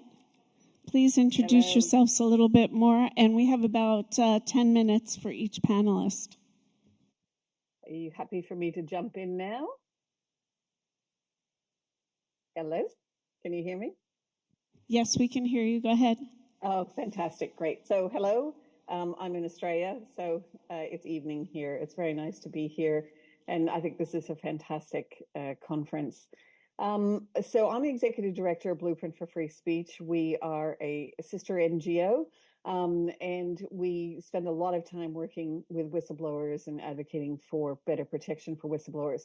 More recently, we've also been involved in trying to protect people from SLAPPs. SLAPP stands for Strategic Litigation or Lawsuits Against Participation. And it's really an appropriate acronym because SLAPPs are really about impacting almost a kind of violence. Not a physical violence, but an emotional, a financial, an intellectual violence on people who challenge powerful actors in the public arena. That's what a SLAPP is. The phenomenon was first noticed really in the United States in the context of big multinationals challenging environmental activists, and then big business not wanting stories about corrupt practices coming into the public domain is another big category of SLAPPs. SLAPP litigants are usually powerful entities. They're often wealthy individuals or their commercial concerns. And you can see political figures increasingly launching these sorts of suits, particularly in Europe. The key thing to know about a SLAPP, this sort of court case attack, is that unlike most court cases, the purpose is not necessarily to win. The purpose is not even to get justice. The purpose is to basically damage the other side by tying them up in expensive litigation, using up their resources, scaring them, cowering them, forcing them into a kind of silence. And it's been used in Europe most recently since 2016 onwards. There's been a six-fold increase by best estimates in the number of SLAPPs, largely against NGOs, but also against academic researchers and journalists, very much against journalists. So we've seen that in cases, for example, in Croatia, where there have been a number of cases, you've got one of the biggest protagonists of SLAPPs are actually judges. So they don't like what a journalist says about them, and so they slap them. And the idea is to shut them up. It's really a kind of, it's not exactly lawfare, but it is a warfare in law, in the sense that you're using these externalities, the legal system, to intimidate and deter to targets. So when I say externalities, I'm really talking about not what the law says or the case law. I'm saying about the cost. Fighting a defamation case in a country like the UK is just hundreds of thousands of pounds and huge psychological pressure. You're going to lose your house with the litigation. Your workmates may not speak to you. And you become a very divisive sort of figure. So it's important for people who are being slapped to understand that that's what's coming their way. Because the first time a journalist gets one of those letters, they don't necessarily know what it is. They just get this scary letter threatening legal action, expensive legal action against them. And they don't really understand that there are now literally law firms who have slapping as an economic model for how to sustain their legal practice financially. That is how they approach this. I'll just talk very briefly, and then I'll hand the microphone back to you about our particular interest in SLAPPs.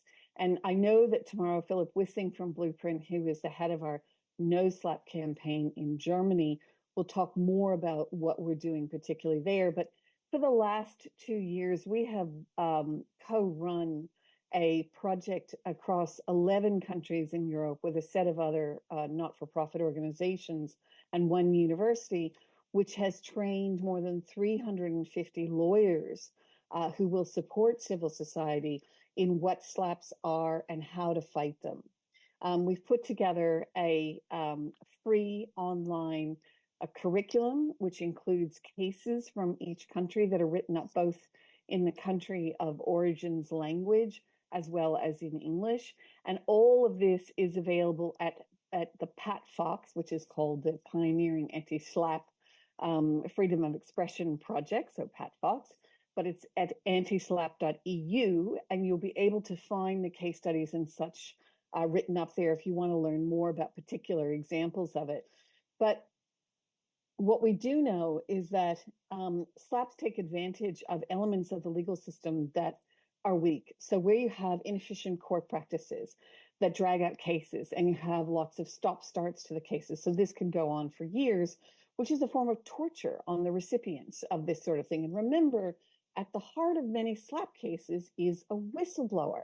And that's because the whistleblower has given the information often to the environmental NGO, as we see in SLAPP cases in Germany, to the academic researcher, as we see in cases in Poland regarding LGBTI or historical accuracy reporting, as we see in inappropriate development in communities that have historic buildings and characters along the coast of Croatia, as well as against many journalists in Croatia, as we saw in Malta with regards to the assassinated journalist who Daphne Caruana Galizia, who you will probably all be familiar with. But you know, when she died, she had more than 40 defamation libel cases against her, and those were really SLAPPs. But Malta has this weird law where when you die, those cases actually go to your heirs. So her children had had to fight off these terrible cases in the years following her death, in addition to dealing with the tragedy of her death. In some countries, including to some degree Australia, but certainly the US, there are pretty good protections against SLAPPs, but that hasn't been the case in Europe. California has probably the best legislation, anti-SLAPP legislation. But in Europe, it really hasn't been the case. And so that's one reason why a set of civil society organizations from around Europe lobbied very hard over the last few years to get an EU anti-SLAPP directive. And I'm pleased to say that that was passed earlier this year. And what that means is that 27 countries in the EU will have to pass national legislation in their country, which reflects what is in the EU directive as a mandatory minimum set of requirements of protections against SLAPP. Now, it's not perfect. And of course, when these directives are passed, as we saw with the EU Whistleblower Protection Directive, that we were also quite involved in the civil society movement to get passed, the transposition of the law to national legislation is not always all that we hope it will be. It's not always compliant with the directive. It's certainly not always on time. And I believe that local people here today will be able to speak about that transposition in Greece. But, you know, not unique in that. Spain transposed it late and not very well. And so there are a number of countries that have been, in a sense, reluctant brides to this marriage of trying to defend whistleblowers. And I expect will be the same with the EU directive. But the EU directive does have some positive components to it. And among those is it does provide, it doesn't provide as much as the Council of Europe recommendations, which is a bit unfortunate. We would like a little bit more than that. But it does provide some improvements about cross-border cases, which is where someone might, in a sense, shop for the best country to run a SLAPP case against someone. It may not be a country where the offense has actually taken place, where the plaintiff is, where the defendant is. It's really just about choosing a place that will cause maximum havoc. You have to pay for translations for every court document, for example, to the person, often the journalist, who's on the receiving end of it. And there are a set of other components that do improve it somewhat, but we still have a ways to go, and it's a baseline. The way to view it as it's a baseline, we need to get it implemented, and then we need to figure out how we ramp it up to something of a higher standard. I hope that gives you the very fast tour of what the EU directive on SLAPPs is, and I'm certainly happy to answer any questions if I can.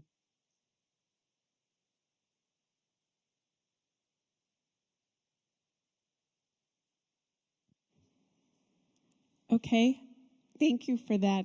Do we want to do any questions for Sulet from the audience?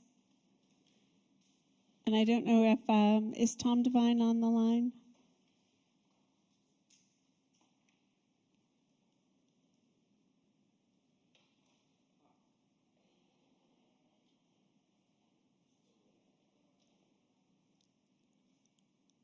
Are you getting Tom on there? One of my favorite people. While you're waiting for him, I might just add to say that the Council of Europe has made recommendations which are non-binding, unlike the EU directive will be in terms of national transposition. But they are a bit broader and they offer a little bit better protection. So the scope of the application of the new legislation in the directive is pretty good. It applies to all public watchdogs, but it only provides to civil proceedings, whereas the Council of Europe recommendations, which again, non-binding, but they are useful and can be cited, obviously, in legal arguments, and it applies to all proceedings, including criminal and administrative as well.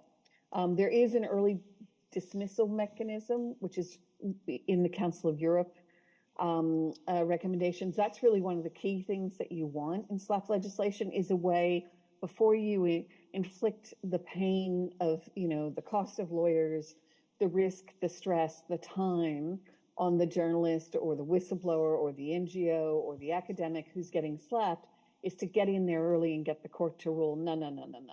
We need to be able to do an early dismissal because this is just a slab. In the EU directive, there are different measures that apply to, quote, abusive proceedings and manifestly unfounded proceedings against public participation, but it's perhaps not as wide as one might hope. But both of them do include measures against this third country slapping activity that can occur. So hopefully that gives you a little bit more detail. Thank you. And I think, Ari, you had a question? First of all, I'd like to personally welcome Sulet. We go back since 2016, and I consider him one of my mentors. So I would like to say that. I have learned a lot from Dr. Sulet Dreyfus. In fact, she was one of the persons that introduced me to NGOs and the precious work they're doing to support freedom of expression of speech. I would also like to mention that Dr. Sulet Dreyfus is a member of our Liberty of Speech organization, and we don't like to advertise it too much. Dr. Sulet likes to be on the side, and very humble of her. And Sulet, what strikes me is the way you described SLAPP suit. Purpose is not to win. It is not to get justice. It is to create a retaliation. Am I right? And that's something that, we need to sit a bit there and understand. What does the SLAPP suit is there for? What is designed? What is its purpose? Okay? Because we're going to speak about the effects of SLAPP suit as part of a long, length lawsuit against whistleblowers, the effect it has on whistleblowers. Now, why I'm saying that? Because in Greece, justice delayed is justice denied. And we have an issue in many other countries, like South Africa, where a whistleblower will drag himself to court for up to 10 years, 5 years to 10 years in order to get justified. And we need to know what is the resulting PTSD that we're going to introduce later, the resulting psychological effect on the whistleblowers. That is something to keep a mental memory, and we're going to come forward and discuss it later on. Thank you so much for your time. Bye-bye. Thank you, Ari. Is Tom Devine online? Okay, so if we can figure that out. So we'll skip back over. I know he's here because he's in the room and I can see him.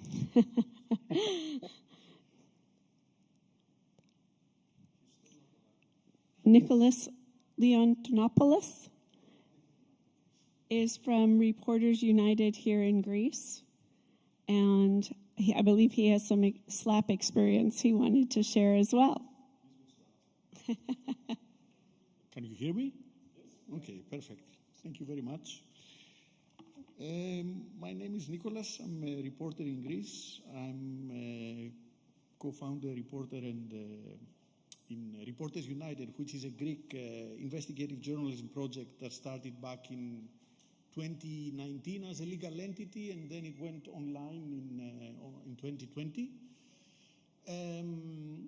We are not the only project in Greece. It's fair to say that despite the huge problems journalism has been having in Greece in the last years, and SLAPP is fundamentally one of them, there is what I would call a blossoming scene, ecosystem of investigative journalism happening right now in Greece. It's not just Reporters United. There is Inside Story.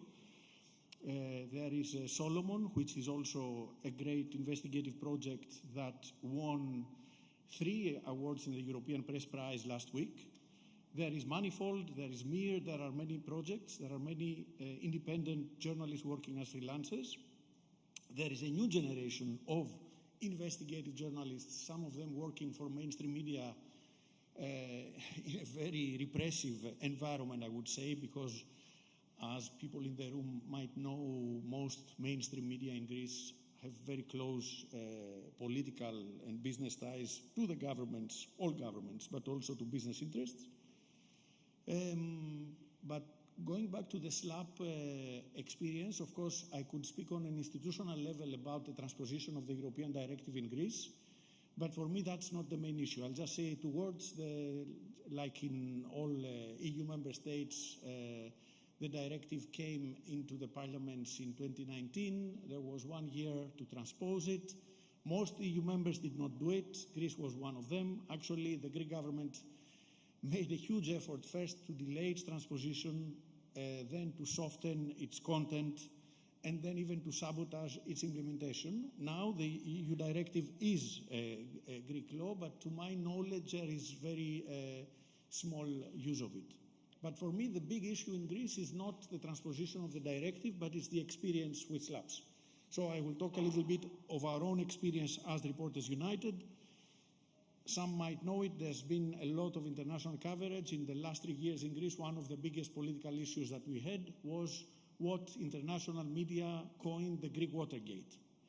It was essentially a story of the Greek government in a massive and systematic way using an illegal spyware software called Predator to spy on almost everybody that has a high political value in Greece. They were spying on their own ministers, they were spying on major business people in Greece, they were spying on publishers, they were spying on investigative journalists, they were spying on the chiefs of the army, and actually this was proven. We know for a fact that this was illegal. We know that there's been involvement in that from the Prime Minister's office and from one of the most powerful people in Greece back then, who was the General Secretary of the Prime Minister and at the same time his nephew, and also of the Greek spy service. We would call it the Greek CIA or the Greek NSA. And this leads to Reporters United experience with SLAPPs, because what essentially happened was that we started reporting on the surveillance scandal, on the spying scandal in January 2022.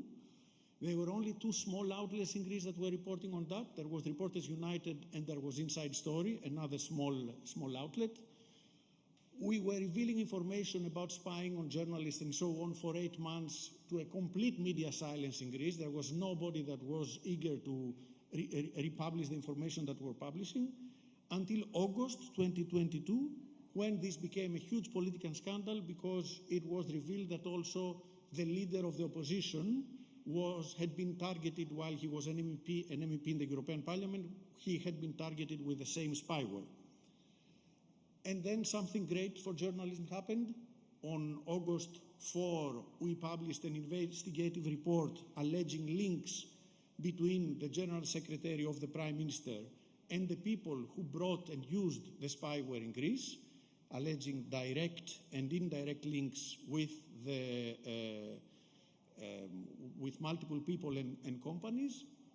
On the following day, Mr. Dimitriadis, the General Secretary of the Prime Minister's office, and his nephew quit, and on the same day, he filed a defamation lawsuit against Reporters United, which was essentially a SLAPP lawsuit.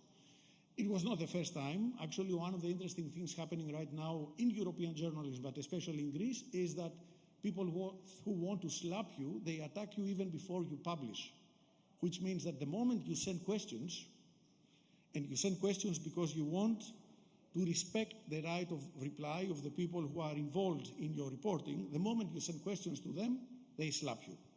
The same happened in the surveillance scandal, but what was even worse was that after publishing, we got the first SLAPP suit.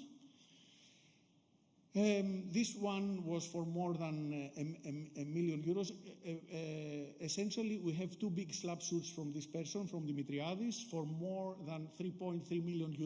They are not just against Reporters United, they are also against other journalists. For example, one of the victims of the surveillance scandal, Thanasis Koukakis, was slapped with a defamation lawsuit, not because he wrote a story about Dimitriadis, but because he reproduced with a tweet the story that we did. And now he's also in courts. So in total, there are two SLAPP suits, total more than €3.5 million. To give you a comparison, our annual budget is €150,000, the annual budget of Reporters United. The first one was tried January 2022. The second one is going to be tried towards the end of 2020. The first one was tried in 2024. The second one is to be tried towards the end of 2024. The problems are well known, what it means to be slapped. It's a huge waste of resources. It's a huge waste of money. You need to prepare to go in court. Actually, one of the biggest paradoxes of the Greek Watergate scandal for me is that actually more than 2 years after we first started reporting on that, the only people that are being dragged in court are either the journalists that wrote about the story or people in Greek institutions like the Independent Authority for the Privacy of Telecommunications that try to do something on an institutional level to find out what the story was about. And they were also dragged in courts as potential sources leaking official secrets to the journalist. Not one of the people implicated in the scandal, the politician, the businessman who brought Predator in Greece, the operatives, has not even summoned by the Greek justice, not even as witnesses, let alone as suspects or any indictment against them or whatever. The consequences are well known. It's not a Greek issue, it's an international issue. It's the so-called chilling effect. As I already said, there is a huge problem with the waste of resources because you spend enormous amount of time to prepare for your SLAPP suit. In our own case, the 3 reporters that were working on the stories, it was with Thodoris Chondrogianos and with Christoforos Kasdaglis, we spent a lot of time not just reporting, but then preparing the lawsuit. But there is also another consequence that is very grave in my view, is the way that this new mentality of fear will infiltrate the newsroom. You get slapped once, you get slapped a second time, a third time, and at one time, the people in your newsroom start to be afraid of what's going to come next, which means that they will be much more cautious when they pick the next story, which means that if we have a next big story, we will be super cautious with the kind of headline we have, or we will edit again and again our story so that it gets a lot of attention from our lawyer, so that it's a safe story. In the end, the real risk is that you stop doing your journalism, or that your journalism is becoming very boring, so boring that the lawyers will accept it for publishing, but the audience will find it dull.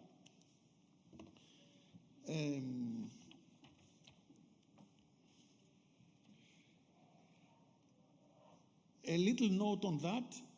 When we started, our main problem was that nobody was taking us seriously. We would send questions, they would not reply. We would publish something big, nobody would notice.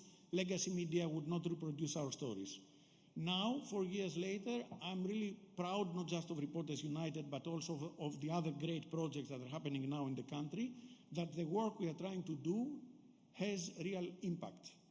This is why I would say that if I were to choose between a situation of silence and SLAPPs, I would still go for the SLAPPs. It's silence in Greek journalism and in the Greek political system is silence that is really deafening and really scary and disturbing. A couple of months ago, we published a story that personally I'm very proud of our project that we were able to publish it, and especially of the young colleague who is under than 30 years old, and he had the guts to go into investigating such a difficult story. We published a story about the ties between 3 of the top businessmen in Greece, owning the biggest media groups, owning the biggest football clubs. There are direct and indirect ties with mobsters, with mafia people that had been assassinated in the last year. I was shocked when I realized that we spent 6 months, 9 months investigating, editing, writing, publishing the story, and on the following day, there was not one reproduction in the Greek media about what we had published. So, in my view, if I had to choose between silence and SLAPPs, I would go with the SLAPPs. Last, very, very brief comment. I know that I have abused the time, but I would like to make a bridge with whistleblowers. In the surveillance story, whistleblowers were very important. Sources, anonymous sources that had credible information in all the stories we do. Actually, tomorrow, my colleague from Reporters United, Gianni Luludi, will present, I think for the first time in Greece, our new open platform for whistleblowers, which is the first platform of the kind in Greece. It's the first time in Greece that you have a platform for whistleblowers. But the bridge I would like to make is that there is a paradox for which I think journalists are to blame. On the one side, we protest a lot about SLAPPs, but on the other side, I feel that the spectrum of media freedom, freedom of speech, not just in Greece, but this is a phenomenon that I see happening a lot in all Western liberal democracies, and especially in the places where it should not happen, like the US, for example, or more developed than Greece, Western democracies in Europe. So, in the name of this so-called campaign for disinformation that we have seen happening from 2016 onwards, what we see is that gradually the space for media freedom is getting narrow and narrow and narrow and narrow. Whistleblowers and sanctions against whistleblowers and against sources, despite the directives, despite the legislation, are getting more and more sanctioned. It's not just in Greece. It's also in the US, it's also in France, it's also in Germany, it's also in the UK. And sometimes as journalists we say this is a good thing because we have to fight fake news, because we had to fight disinformation and all that. But in my view, it's like journalists, we are shooting our own feet. What we need is more media freedom, more freedom of speech. And if we have more media freedom, more freedom of speech, then of course it's easier then to go out in the public and protest against SLAPPs and create coalitions against SLAPPs and bring like the new directive, the new initiative of the European Commission against SLAPPs. Then it makes more sense. Thank you.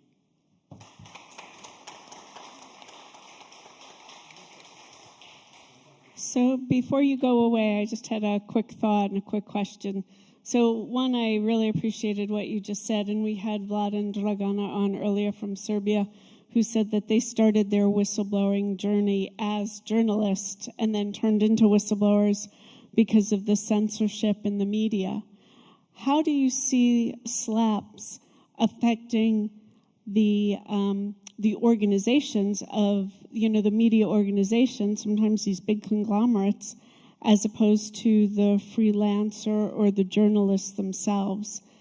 How are you sort of dealing with those two different entities? Because you can slap the journalist individually, but you can also slap the media company. Well, it's a very interesting question because in Greece, so that I understand that most of the public is foreign, so they don't know about the Greek characteristics of the media landscape. One of the most important things to know is that in Greece we have legacy media like everywhere in the world, big newspapers, big TV stations, etc. And almost all of them, all of the media that are publishing on a national broadcast level and are private, all of them are owned by important, influential business people. Actually, an interesting statistic is that we have 6 TV stations, big private TV stations. 5.5 out of 6 are owned by ship owners.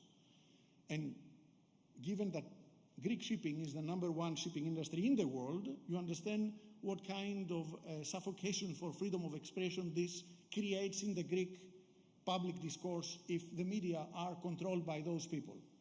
This also means that if you have an attack, a slap against one of those media, it's a completely different story than having a slap against Reporters United, Solomon, Inside Story, etc. It's not just a matter of resources. It's the fact that those media are so close to power that they have a completely different approach in how to deal with power. I would even dare say that they have also a different access on a judicial level. And of course, they have the resources to pay for it. For us, it's always very difficult. They have the resources to spend time on it.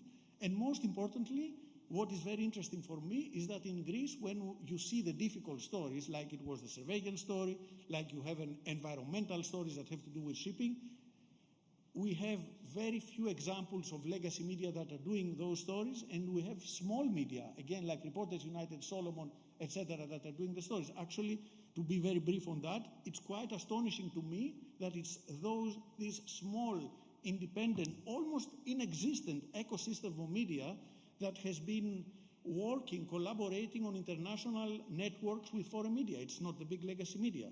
You have networks like IKE with Spiegel and Mediapart, ICIJ with the Pandora Papers, Panama Papers. All those international networks in Greece are cooperating not with the big TV stations or with the big TV newspapers, but with media as Reporters United, Solomon, Inside Story, and so on. Thank you. Thank you. Did anybody else have any questions for the panelists? I'm just going to make a comment. Okay, Hari. Nicholas, so in conclusion, do you agree that SLAPP suits? Why don't you come up to the... Okay. No, I'll speak later. Just when I'm asking that question. Trying to get you on camera. So, would you agree that the definition of SLAPP suits can be the extermination of the freedom of expression or speech? Well, I wouldn't go so far, but again, I'm repeating our experience. You start a story. I mean, Greek journalists are quite good, but to be fair with ourselves, for example, the right of reply has been a practice that we hadn't been practicing in the old decades, let's say. Now, new journalists are doing it. The moment you send questions to an important person in Greece, you run the risk that you are being slapped. Sometimes you are slapped with a legal document, which is like a pre-lawsuit. Sometimes you are slapped because you get an aggressive email that actually threatens to bring you in court. Sometimes you are slapped even over a phone call. I have the experience of writing about recycling in Greece, and one of the biggest lawyers in Greece, a TV persona, probably that most people in Greece would easily identify who is it, called us and started threatening the young colleague of mine, Theodoros Kondrogianos, who back then was 28 years old, that he would end his career if he went on with the story just because we sent questions. So, of course, this is the answer to your question. But now I'm going to make another important point, which I personally have suffered, although only in South Africa. It's the character assassination campaign by fake news media and what I call the power of the pen to retaliate against whistleblowers. So we also have now, and I'm making the devil's advocate, another side where some journalists with compromised values can target people of interest and create a character assassination via fake news media. So where's the balance? Well, there is no way I would defend those journalists. Actually, one of the most bold moves we've been doing in our journalists is writing about conflicts of interest of journalists themselves. Because in Greece you have the phenomenon that you have a journalist writing for a mainstream newspaper and at the same time working for a minister or for the prime minister and writing on the same topic that he's covering as a journalist, also working with his prime minister. So I understand what you are saying. But for example, in the surveillance scandal, when we first started reporting on this, it was Christmas 2021 to 2022. We hadn't even published, but we had started asking the difficult questions to people. We didn't know what we were after because we didn't know what was lying beneath. We had no idea.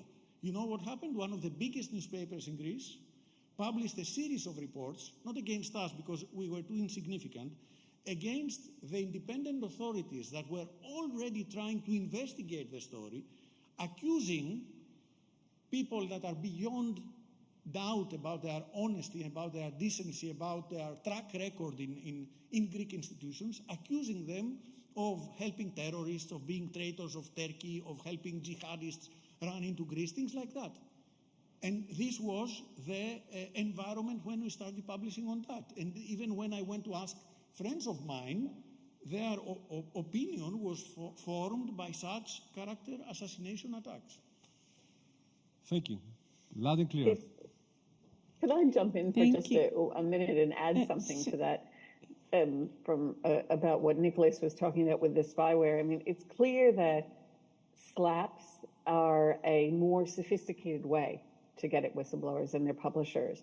And an even more sophisticated way still is things like predator spyware. But they are all intertwined. And it has become so bad, this kind of attack on media freedom, on the right to publish, not just the right to freedom of expression, but the right to publish so others understand what is going on with corruption, et cetera, that even, the US government has sanctioned the company behind the notorious predator spyware. And they did not only the company, which was Intellexa Consortium, but a set of their holding companies, including Intellexa SA in Greece and a subsidiary in Hungary and Ireland. But the point is that when the U.S. government and you sanction not only the company, but the people behind the company, the owner, the founder, the corporate offshoring specialist providing managerial services, that is a pretty serious business. To convince the U.S. government to do that is like, you must be doing something really questionable to do that. And the fact that it has done this, I think, has in many ways surprised civil society and perhaps even the media, because it's such a progressive move in defense of the media.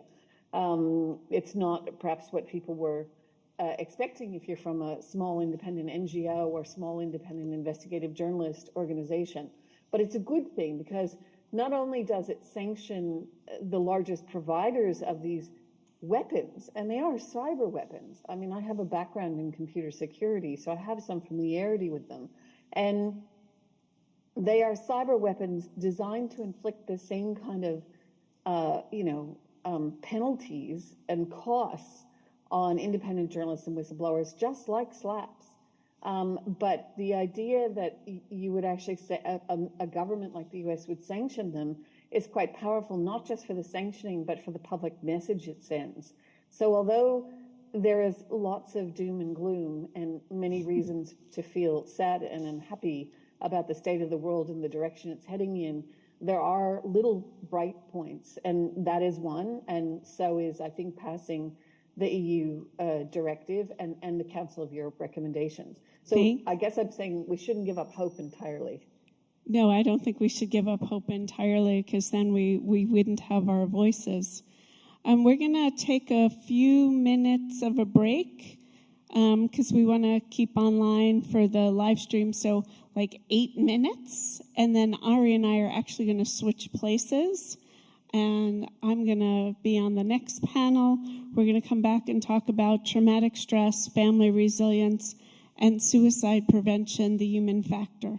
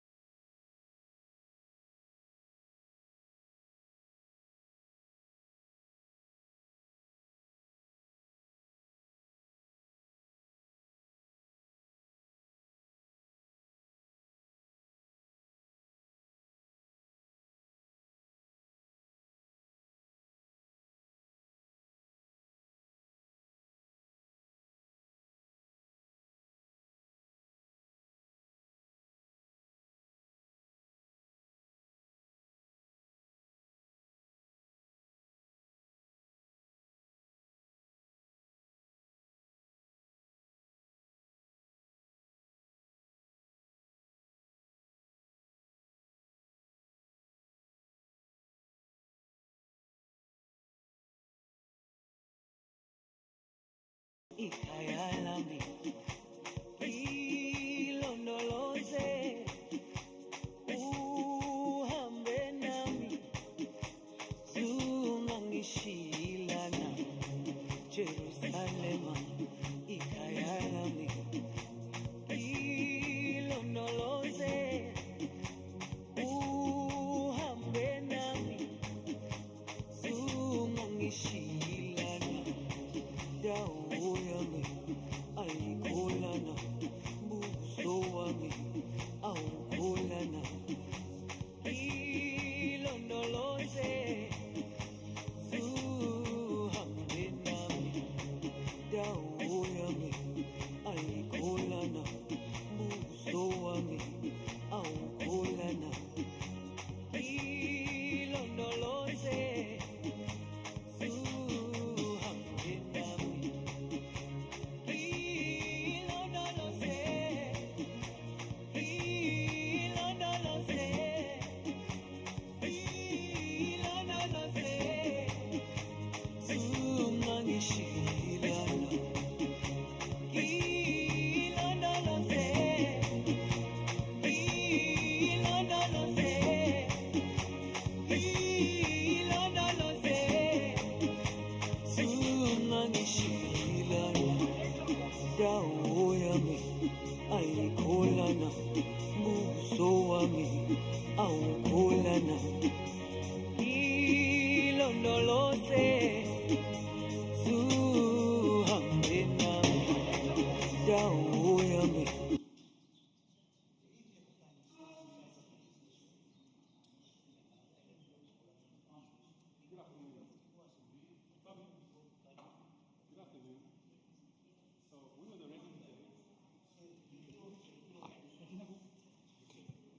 Good afternoon. This moderation is special for me. Echoing. It's quite special to me. Traumatic stress, family resilience, suicide prevention, the human factor. Last year, through our international peer-to-peer collaboration with various organizations, and by UK Whistleblowers, I got to meet Jacqueline Garrick. Jacqueline comes from a background of social working, and she's an expert on post-traumatic stress disorder. And I came across your book, The Psychological Impact of Whistleblower Retaliation, and that touched my heart. It was the first time for me that somebody was making sense in my life. So I contacted Jacqueline Garrick, and we got involved on her mission to help wounded warriors. And we're not talking only about wounded warriors in terms of military, where Jacqueline has a background of, but also wounded whistleblower warriors. So I'd like to introduce the panel, Jacqueline Garrick, the President and CEO, Whistleblowers of America. A big applause.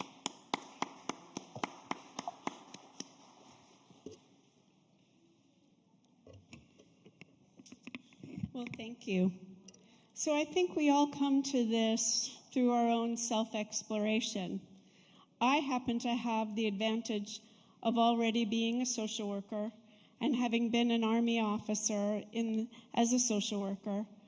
I already had this sense of what is retaliation, what is trauma, what is stress. I had been working with Vietnam combat vets for decades. I understood the symptomatology that comes along with witnessing or experiencing serious injury. Nightmares, flashbacks, intrusive thoughts, sleeplessness, inability to concentrate, loss of pleasure, inability to connect, isolation. Those are just some of the aspects that people with PTSD deal with.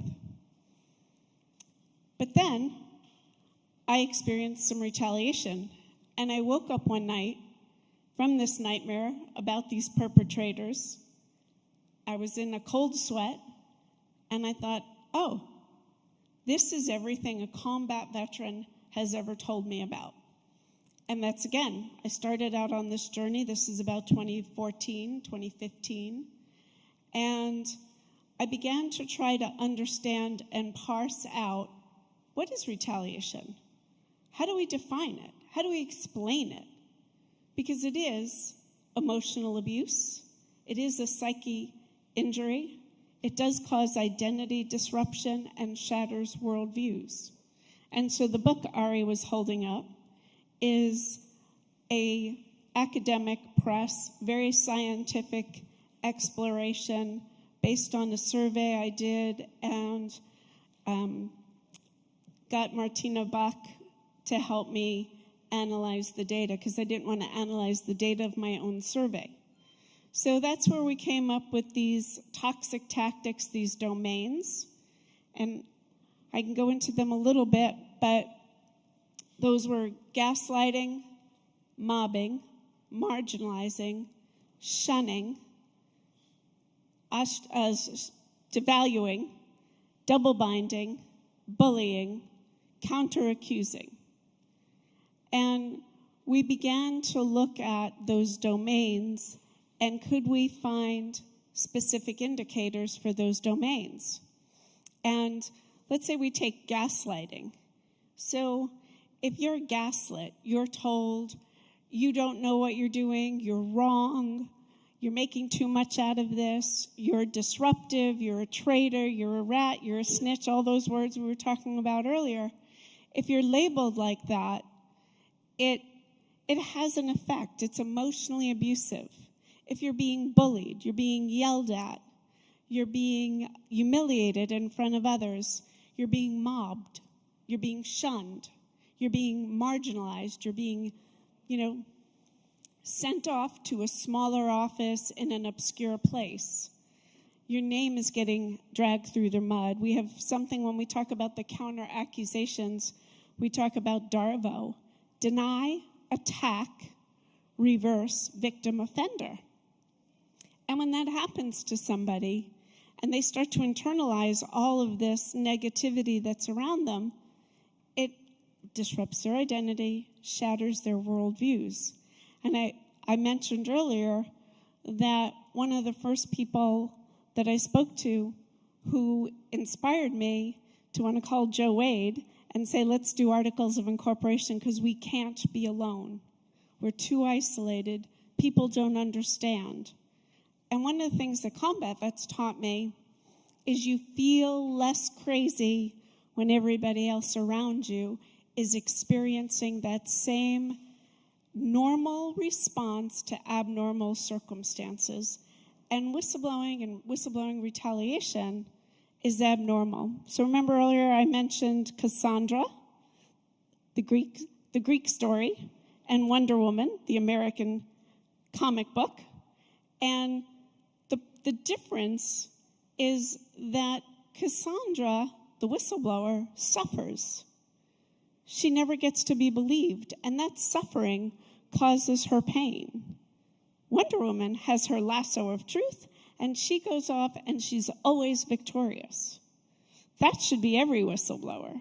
We shouldn't be left with Cassandra syndrome. We should be able to rise above and have our voices heard and be part of a process. And it doesn't even mean we have to be 100% right or that we have to be the best employee. We just need the dignity and respect of being heard. Because when we're not, we're harmed. And one of the reasons I wanted to do the book was because I thought the only way we're ever going to hold perpetrators accountable is if we have a framework. We've talked a lot about frameworks today. If we have a framework that can evaluate what that means to be harmed by retaliation and then hold perpetrators accountable and make them pay, whether they do it as restitution or a disability benefit or workman's compensation or some other schematic for compensating someone when you cause them harm. I've also recently been spending some time looking at psychological autopsies.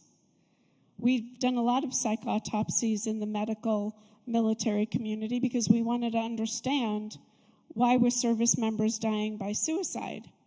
And when we looked and we started to identify certain clusters of factors, I thought I needed to apply that to whistleblowers.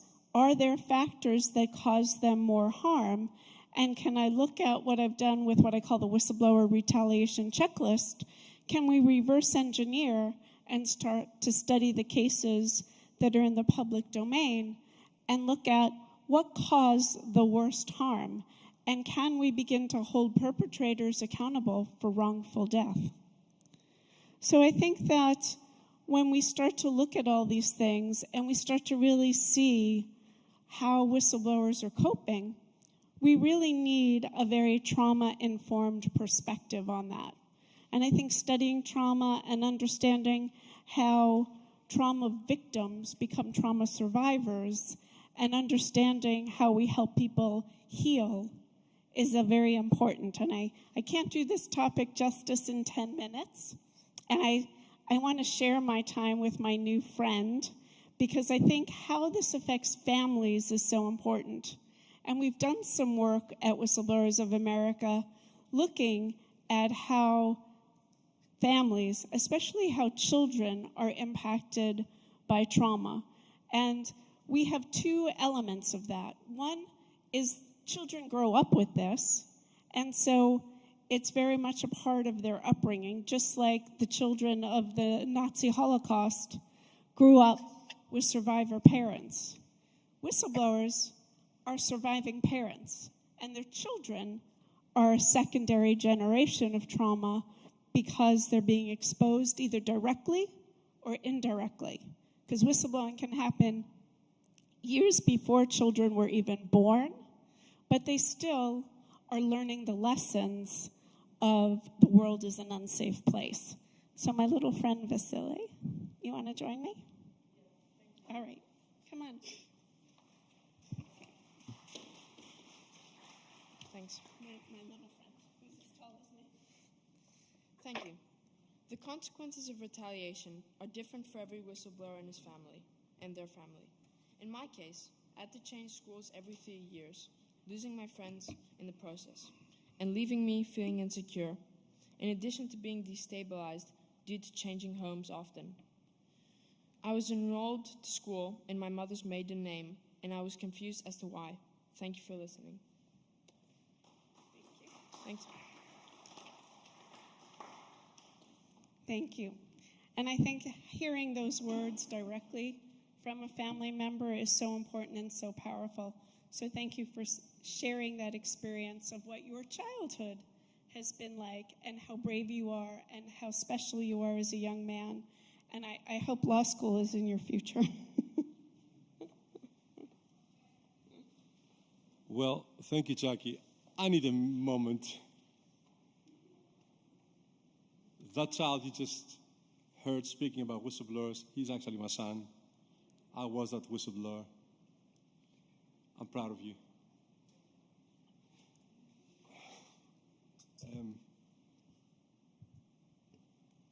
So, Jackie, I'm gonna try to focus a bit because that was quite a surprise.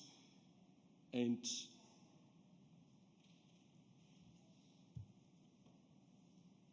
you tried to silence a whistleblower by killing his body or killing his mind. And I think killing his mind works better because then he becomes a silent zombie. He can't harm anybody. With that in mind, I would like to introduce the second panelist, a person which I hold a special place in my heart. I consider her to be a mentor. Jane Turner was an American FBI whistleblower, a whistleblower advocate, currently a podcast journalist for Whistleblower News Network.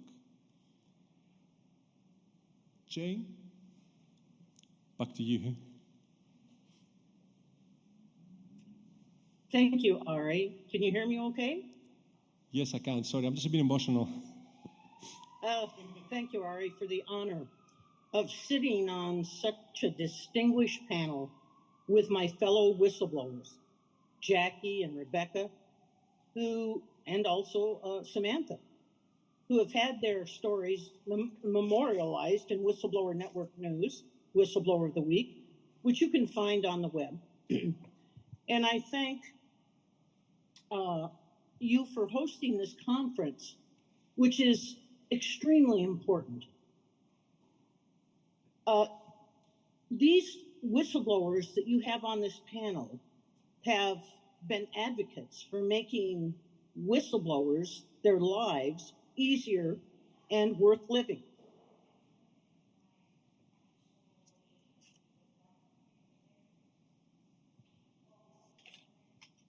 My whistleblower story will be brief because you can Google me on the net and get all the sad details.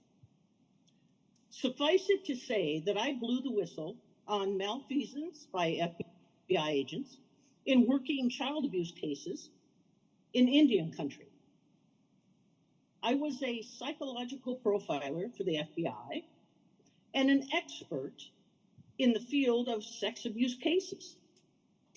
I did not know that for speaking the truth and allegedly embarrassing the Bureau, end quotes, after 25 years of distinguished service, I would be constructively discharged, which is the same thing as being fired. I was kicked out of the tribe I loved, and it was nasty, brutish, and surgically accomplished.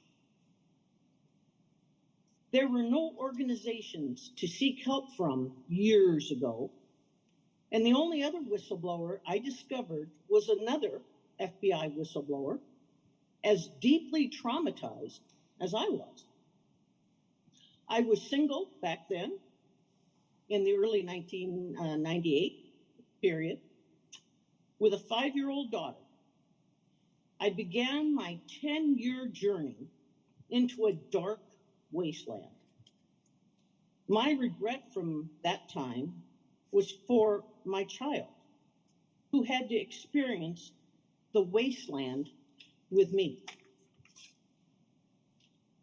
But slowly, carrying the burden of post-traumatic stress and fibromyalgia, I recovered. Our bodies are not designed to handle chronic stress. Neuroscientists have a term for the tipping point, the moment when we capitulate to it: allostatic overload. And the result is almost always sickness in one form or another. Whether it's a mood disorder, substance abuse, heart disease, type 2 diabetes, or ulcers. Excessive levels of the stress hormone, cortisol, for extended periods is terrible for the human body. It hurts the immune system in ways that have not even yet been discovered. So how did 10 years in the wilderness lead me to where I am today? I found a way to tell my story in my voice. No one told it for me. It was my voice, my story. I recognized the power of assembling the tribe of whistleblowers to support one another. That is the way out, and that is the way any of us are going to heal. By being able to tell our own story and to find our tribe of whistleblowers who can support us, who can understand us, and who can share the pain. Seeking our voice and seeking justice is critical. All we ever want is justice for the wrong we have suffered. That is why I help whistleblowers tell their story in their own voice on my podcast, Whistleblower of the Week, hosted by Whistleblower Network News. And with their stories, the whistleblowers can learn to heal. And there is a new world coming for whistleblowers as we extend our hands and our hearts around the world. That is going to be our power. I implore you to find your voice, to tell your story, and embrace fellow whistleblowers.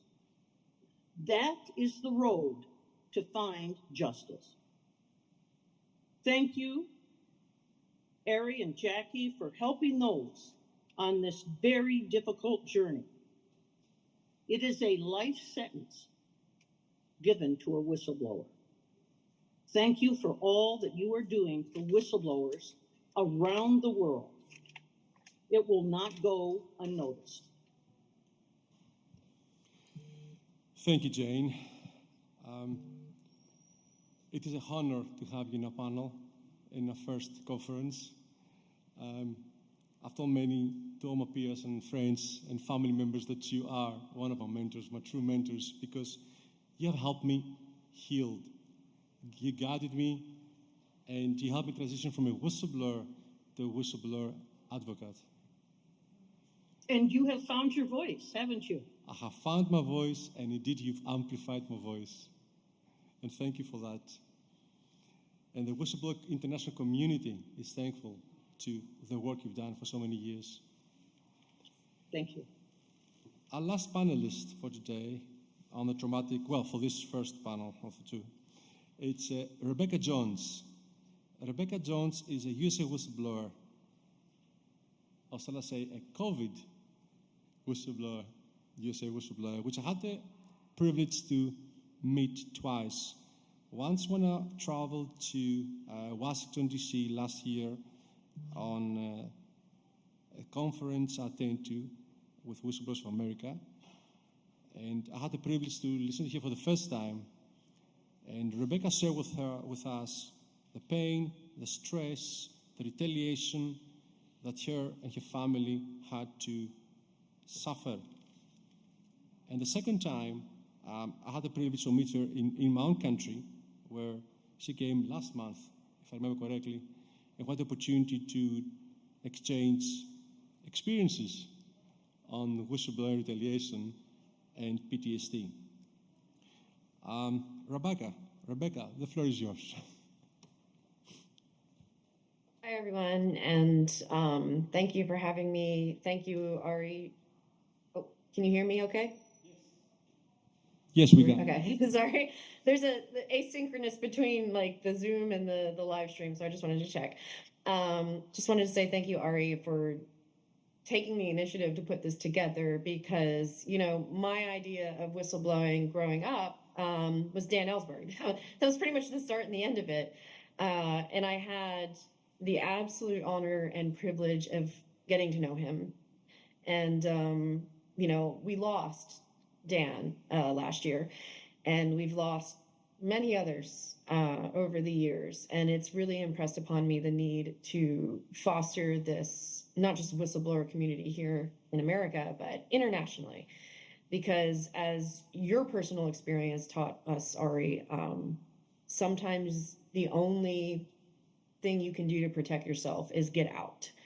And there will always be government whistleblowers who don't stand to make millions of dollars by reporting wrongdoing, who won't have the backing of whatever powers that be. Sometimes it's as transparent as what political party is in power as to whether or not you will be respected as a whistleblower and in turn what you're whistleblowing on. And so it's critically important that the international community come together to protect whistleblowers who are in especially immediate and physical danger, because that was not something that you've seen people pass away from, as in the whistleblower from South Africa who was killed. It was not something that was available to me when I blew the whistle in Florida, and I was raided at gunpoint on specific orders of the governor. They held my children at gunpoint. There's a few frames in the doorway where my son has an AR-15 almost as big as he is, pushed against his back while the cops push him around. He was 11. And I never anticipated that something like that would happen in the United States. I was fully and kind of sadly, I miss being that naive about how things worked in this country. But it's continuing. And if there are never any consequences for the people who engage in these kinds of attacks, and especially when it's government, then we need to have safe haven. I think that is one of the most important things that we should try to accomplish in the next several years of international policy is safe haven. Because if I had known at any point that my family was at the risk that they were, I absolutely would have fled. No question about it.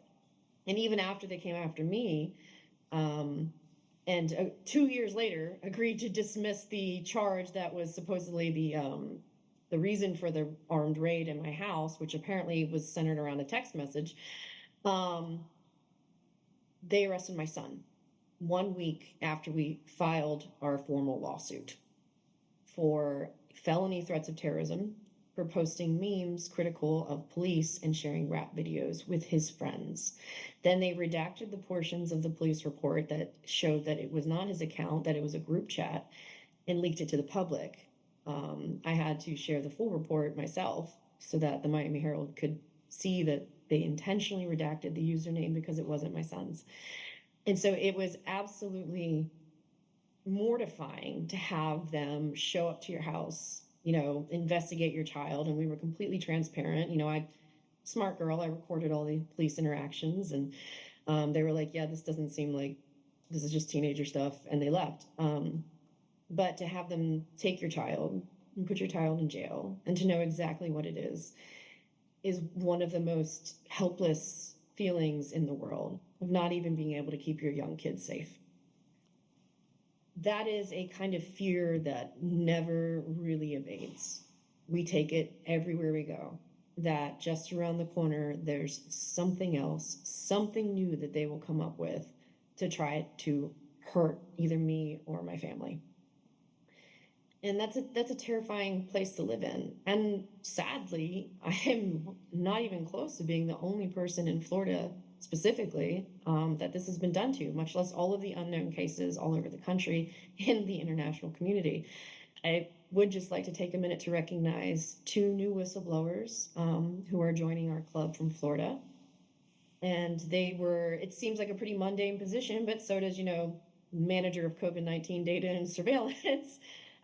But they were public records compliance officers in the governor's office. In Florida, we have very transparent laws. They're called sunshine laws, that the public has a right to know how the government is operating, what they're spending their money on.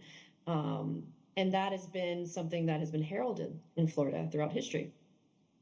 But DeSantis, the governor here, sought to disclose those records from the public, and tried to force these 2 officers to reject requests, even though the law required them to, so they filed complaints.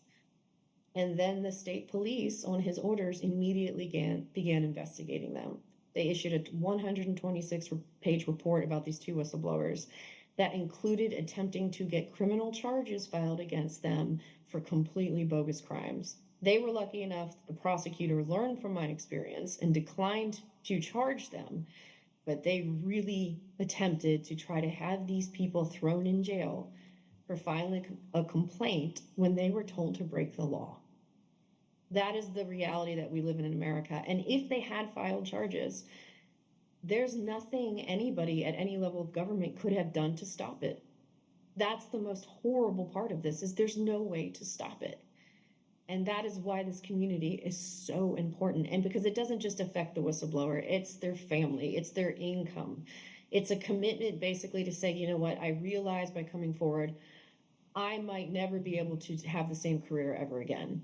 I may be completely broke and even homeless in a few years, especially if you don't have wealthy family or connections or any other type of leverage that you can use. You know, I might suffer immensely even after the cameras are turned off. You know, once the media moves on, you will continue to suffer.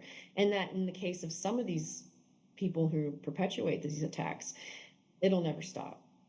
The digital age has made harassment and stalking and doxing of whistleblowers incredibly easy. Digital platforms are not cooperative in removing this kind of content or punishing in any sort of way, even by blocking and banning those accounts that do it. And it's an almost now 24/7, always around you type of just dehumanizing, you know, slandering, just awful things that you will hear about yourself. And you can't really ever escape it because it's everywhere. And that is, it's hard to, I imagine as a child, it's hard to watch your parent endure that kind of harassment and abuse. It's hard to be a victim, you know, by proximity, which my children both certainly are. Stress that parents are going through, even if you do your best to try to keep it out of the eyes of your children, has an impact on your family. It can make you physically ill, like Jane said, and it can make you question your own sanity or your belief that there's any good left in the world. You know, we recently lost a good man, John Burnett, was a Boeing whistleblower, and lost him to suicide. And he was in day 2 of 3 of depositions. And so we as a community, when we see something like that happen, regardless of how close we were, John was a casual friend of mine. We were not nearly as close as I was with Dan Ellsberg. But even as a casual friend, to see somebody in this tribe lose their fight is horrific. And that is why it's that important for us to be there for each other and to create a wall of protection to the extent that we can that pushes back against these kinds of attacks in whatever way we can. Even for those of us like me who are government whistleblowers and probably won't be multimillionaires when all this is said and done. So thank you for allowing me to say my piece and share a bit of my story. Of course, it's all out there and many different versions of it, as I mentioned, that you can find online. Usually the more reputable the news source, the more accurate it is, which is a good thing. But I really do appreciate these kinds of conferences and hope that international cooperation on these topics will continue to flourish in the coming years. Thank you, Rebecca. And believe me, we all had our share of character assassination campaigns against whistleblowers. Like I said, there's still ways of silencing a whistleblower. You kill his body or you kill his mind. And PTSD, it is real. It actually kills whistleblowers. We're going to have a break, and then we are going to change moderator, and we're coming to the hot, very hot topic of our day. But I will let the moderator introduce that one, Jane Turner. Thank you.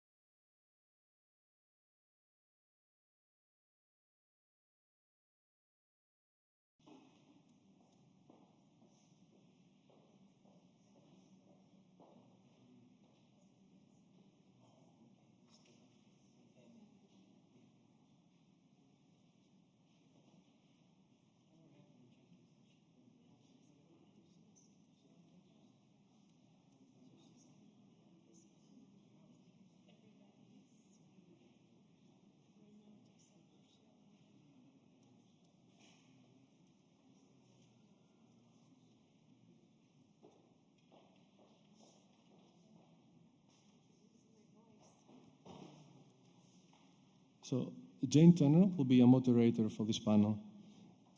Jane, you have the floor.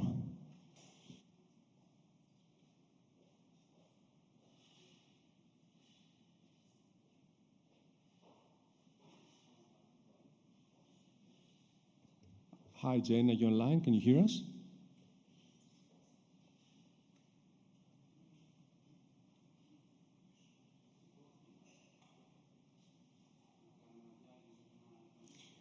Okay, we're going to have 2 minutes just to fix technical glitch.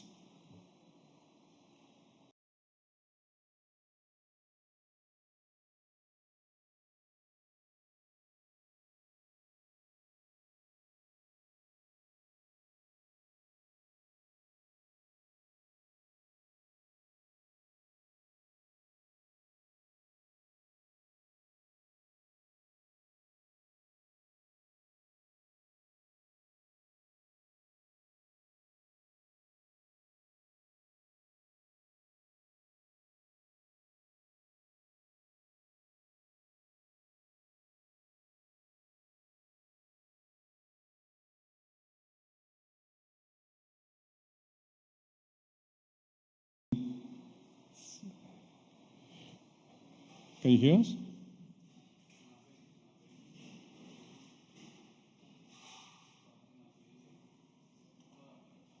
Hi, can you hear us now? Jane? I don't know if Jane can hear us.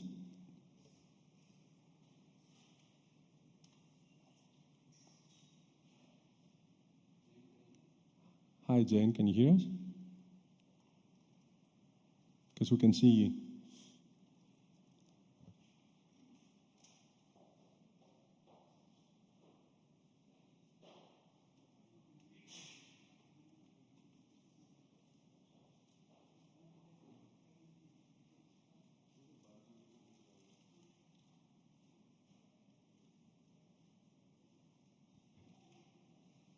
We seem to have some technical problems as the connection is in the US. Hi, Jane, can you hear us?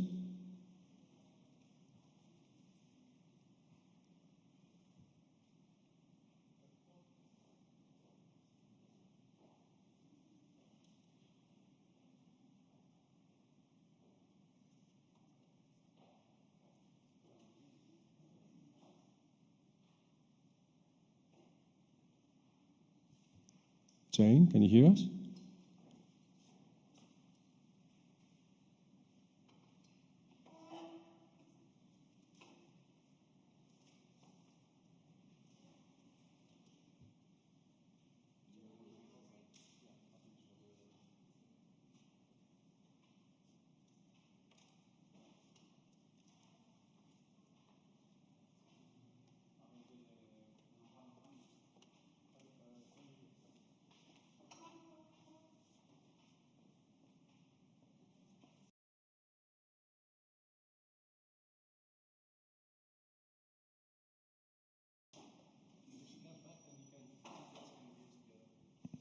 All right, we're going to ask everybody to take their seats again because we have a very important panel coming up that we want to make sure we're getting everybody online.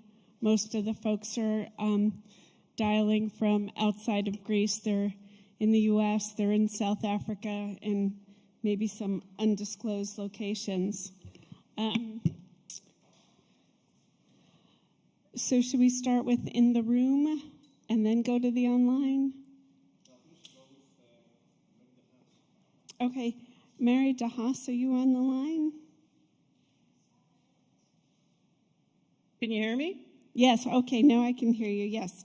So you're coming through the computer, can you hear me clear? Jane, we can. You can hear me clearly?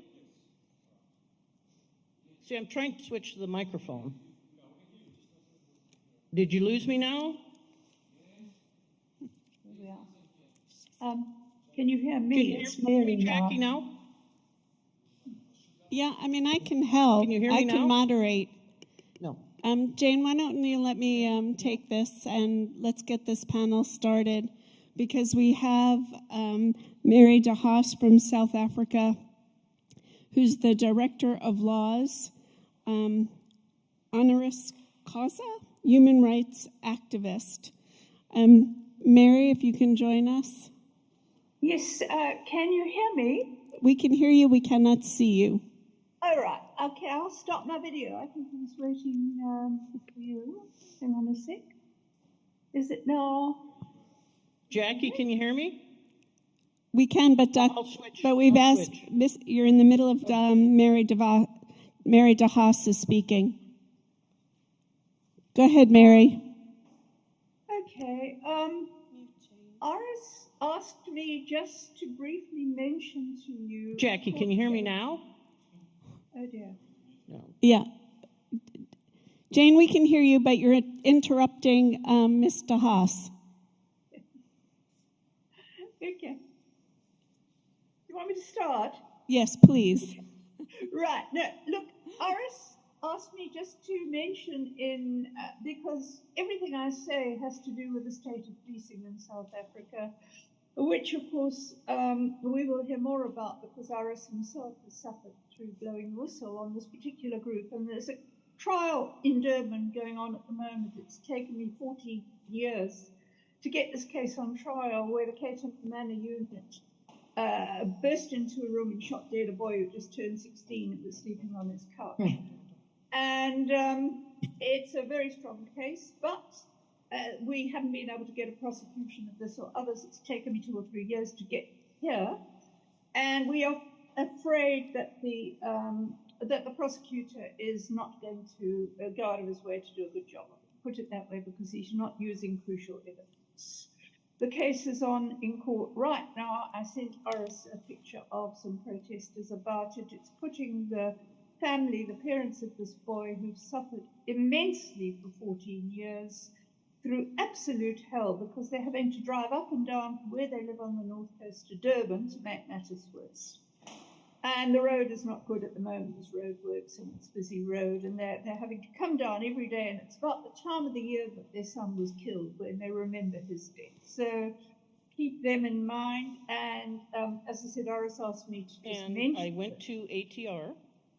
Okay, now I am basically talking about the way in which the family of whistleblower Patricia Mashale has suffered very badly, the actual impact of it. But I want to also start by saying I think it's very important for the whole world to know we have a constitution which is widely acclaimed, and it is being trashed. It is being ignored by the ministers themselves, by people who take an oath of office to it. Ministers are running departments themselves, which is unconstitutional, starting with the police.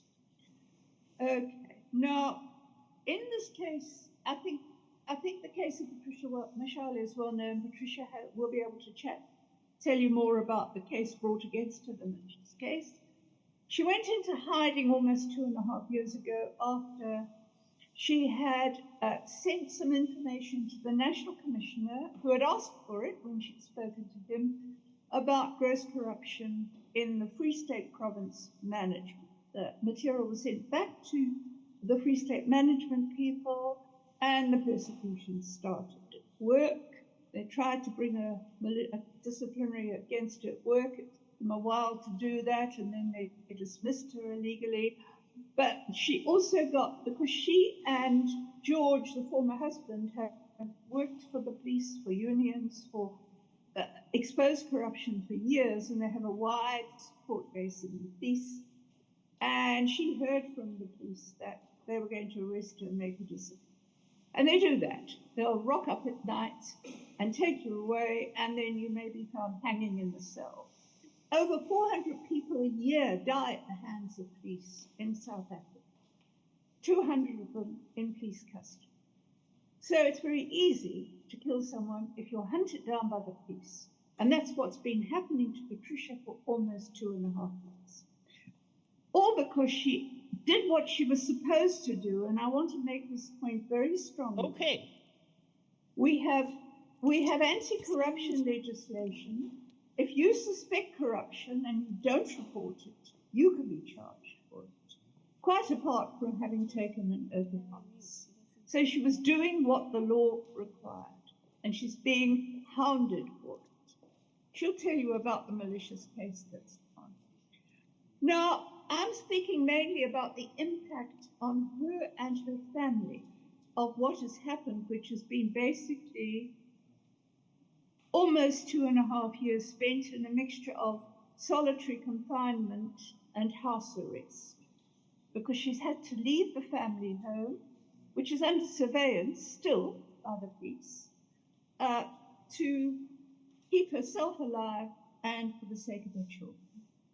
Now, audio. Hello? Can you hear me? Oh. Hello? Oh, dear. Yes. Yes, Jane, go on mute. Can you hear me? I have unmuted. Can you not hear me? Jane, yes, Mary, we can hear you. We need Jane Turner to go on mute because we're getting two of you talking at the same time. But go ahead, Mary. I am so sorry. I apologize. We're having some technical difficulties. And I don't think Jane can hear us. But go ahead, Mary, please. The story that you're telling is just so touching. Okay. Well, I'm contextualizing this within our own constitution, which is informed by the Universal Declaration of Human Rights. And if you look at that, and if you look, the other important charter is the Africa Charter on Human and People's Rights. Now, these emphasize that the family must be protected. It is the fundamental social unit in which children must be secure and protected. And what has happened to Patricia Mashali's children is the exact opposite of that. The family that she has loved and cared for, been there, supported financially with their father, has been fragmented, and the children have been stressed, as you will hear, more than stressed, worried out of their minds about their mother's safety. Okay, now, so we have this constitutional protection of the family. There's also really good children's legislation, which also is supposed to protect the family, the Child Care Act. And that, I see, has also been ignored. I've been following other cases. Right, now, that's the Child Justice Act 2. Concord, even Concord has come into this and said, look, if a mother is, for example, imprisoned, every care must be taken. Try not to give her custodial sentence because it's against the best rights of the child. For a primary caregiver, and one of Patricia's 4 children is a minor child. Right. Now, I want to talk, as I said, this is the context that I'm talking about, the impact of it. Right. Now, I think when we talk about the health of the family, and especially the health of Patricia, health is, of course, mind and body. The two are intimately connected. If you look at the World Health Organization definition, it is a total sense of mind, body, spiritual, psychological well-being. Right. Now, the type of stress that Patricia's living under and the children are living under have a serious impact on health, physical health as well, as I shall show. Because there's that mind-body connection, which is really well documented, among other things, an anthropologist who does a lot of stuff on this. And Mary, we discussed some of that on our last panel with the mind-body connection and PTSD and stress-related illnesses.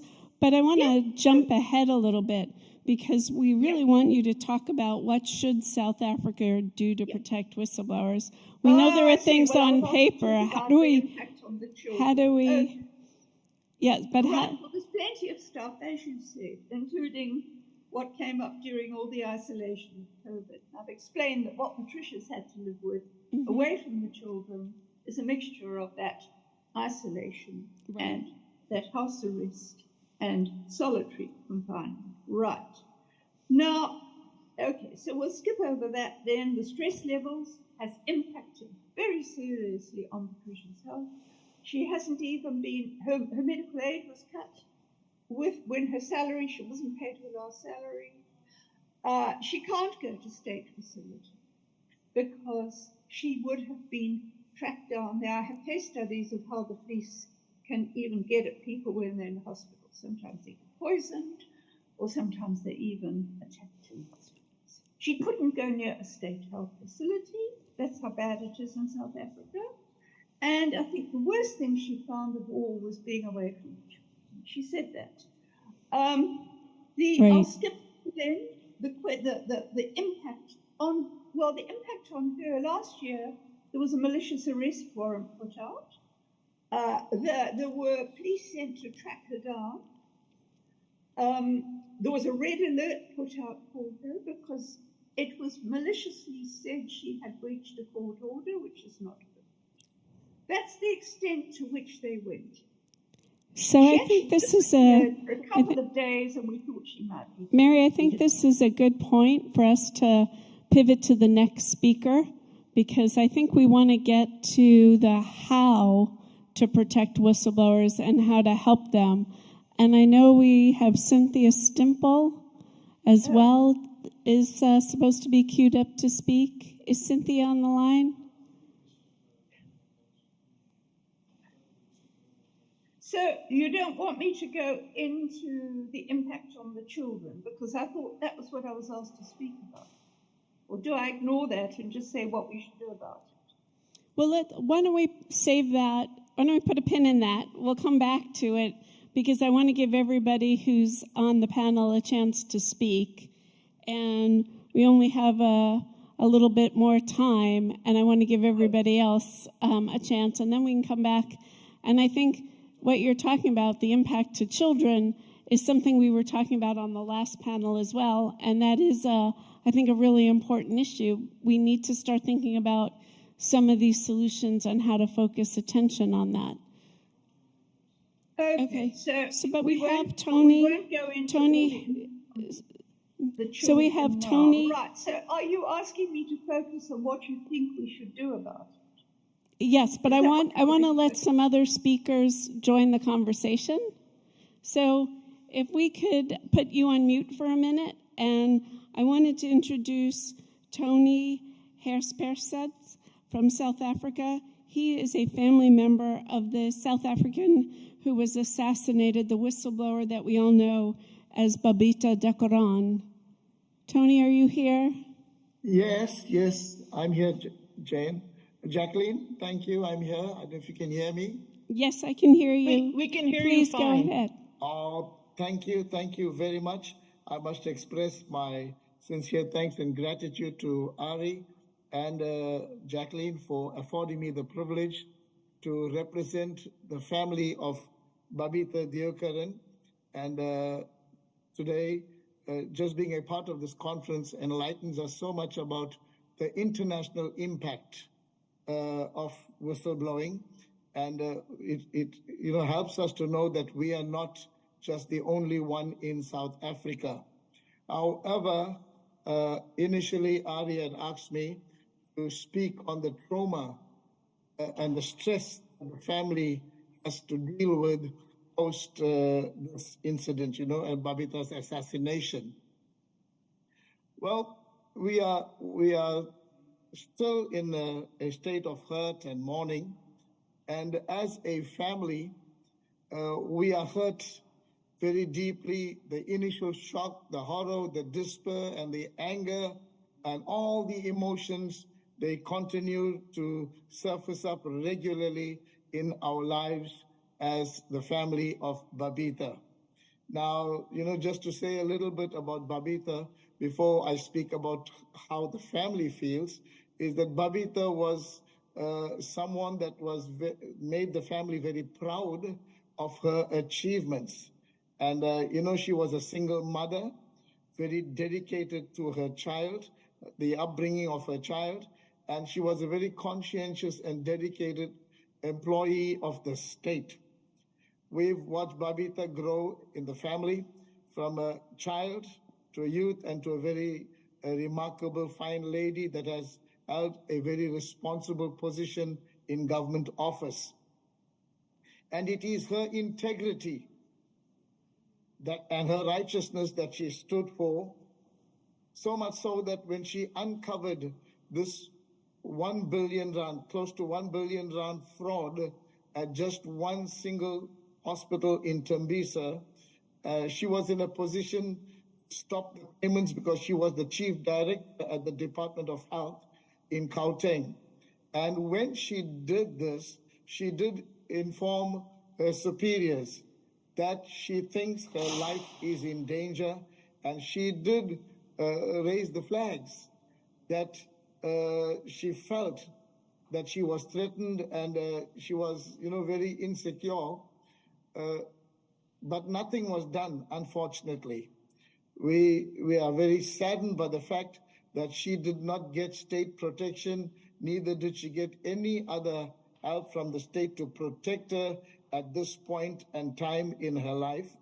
However, we are even sadder to hear that while she uncovered this fraud, senior officials in the Gauteng Department of Health had suspended her. Being a chief director in the main office in the Department of Health, she was sent to a local clinic as a junior staff at a junior position, and she was sent for a period of time to go and serve in this junior clinic rather than being at her office. And I'm sure, it must have humiliated her. She suffered during this time of her suspension, and this was unknown to the family. She did not disclose this to us because she did not want us to know inner details about what was happening in government circle, and I think she protected the information that she had. And after her assassination, we have learned that all these information was handed over to the State Investigation Unit, and she was the key witness in the forthcoming trial, which did not materialize because before that, she was assassinated. Now, as a family, we still go through this physical, emotional, and mental stress regularly. It is difficult sometimes because I think, Jacqueline, like you said, the nightmares sometimes don't go away. They just reoccur, and the stress, the family's traumatized.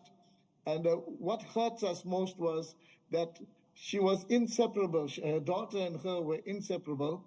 Her daughter was just 16 years of age when Bhavita was assassinated.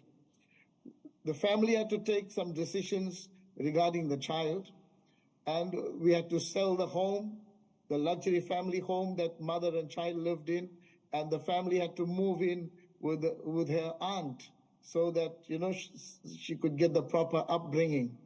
But, I have to say that we are very hurt about the fact that at the time of Babita's passing, there was absolutely no trauma counsel afforded to members of the family, and in particular, her child. There was zero trauma counseling offered from the government to assist her child in what she's been going through. But we are grateful for the fact that her child is very resilient and her child has done well. She is now 19 years old. She matriculated last year with the DUX Award from her school, and she's at first year university. She is coping well. But we also still feel the effects of this huge loss that our family has sustained, in that when we look at the corruption in South Africa, and we look at fraud, and we look at all the wrong things that are taking place, very especially in government, and I think it's no secret that the outcome of the recent elections in South Africa has spoken for itself. And I think to a great degree, a lot of people and citizens of this country, peace-loving citizens of this country, have lost faith in the present government. And therefore, we find that this government, that was the majority government that ruled this country, democratic country, for the past 30 years, has lost that major status of being the ruling party. And therefore, we now, for the first time, after 30 years, going into a government of national unity. But be that said, our family is hoping that there will be steps taken by the government to protect whistleblowers, to highlight the plight of the families of whistleblowers, to consider the feelings of the families of whistleblowers and even whistleblowers themselves that are humble, honest human beings that are standing up for truth and righteousness and yet being persecuted by those that are driven by greed and a desire to amass themselves exorbitantly financially, and many of them want to do this in a quick time, in a quick period of time. And you know, it is sad that corruption is rife, and so many others are drawn into this net of corruption. And our prayer and our wish as a family is that this will stop and people will come to realize that we need to do that which is right. Thank you, Tony. Thank you so much. I appreciate an you amazing joining. story, and Babette is a hero. So I think that's wonderful. We've run out of time for you, but I want to you'll get a last word along with Mary. But before we do Cynthia, I want to talk about Patricia Michel, who worked as a senior administrative clerk for the South African Police Service in the Free State Province.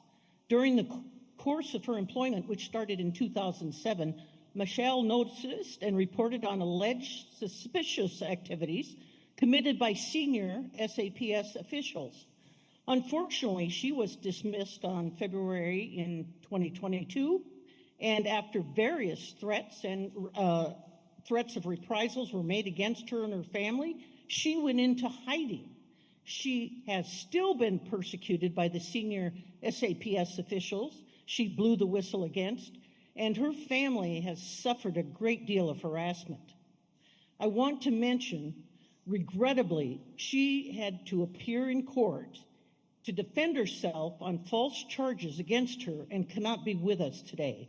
But we want to make it very clear that we stand and support Patricia Michel. Now we have Cynthia. Cynthia, are you on the line? Thank you, I am. Can you hear me clearly? My camera is saying that it cannot find it, so I don't want to... No, it's clear as a bell, 10 by 10.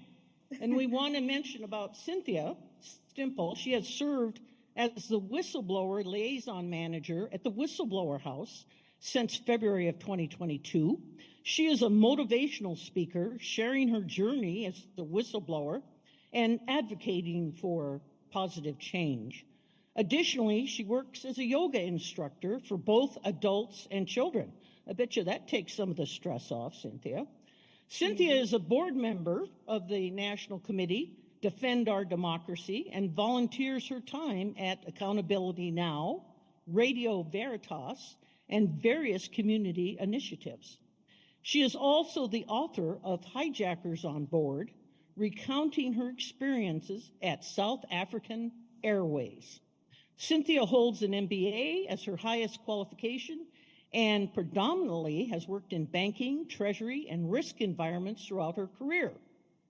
During her tenure at SAA, she served as a group treasurer for the last 2 years, and she received several notable awards, including the Citation on Integrity Award from the Air Pilots Association of South Africa, and in 2021, the Blueprint for Free Speech Special Recognition Award and the Ahmed Kathrada Excellence in Leadership Award from the Congress of Business Economics.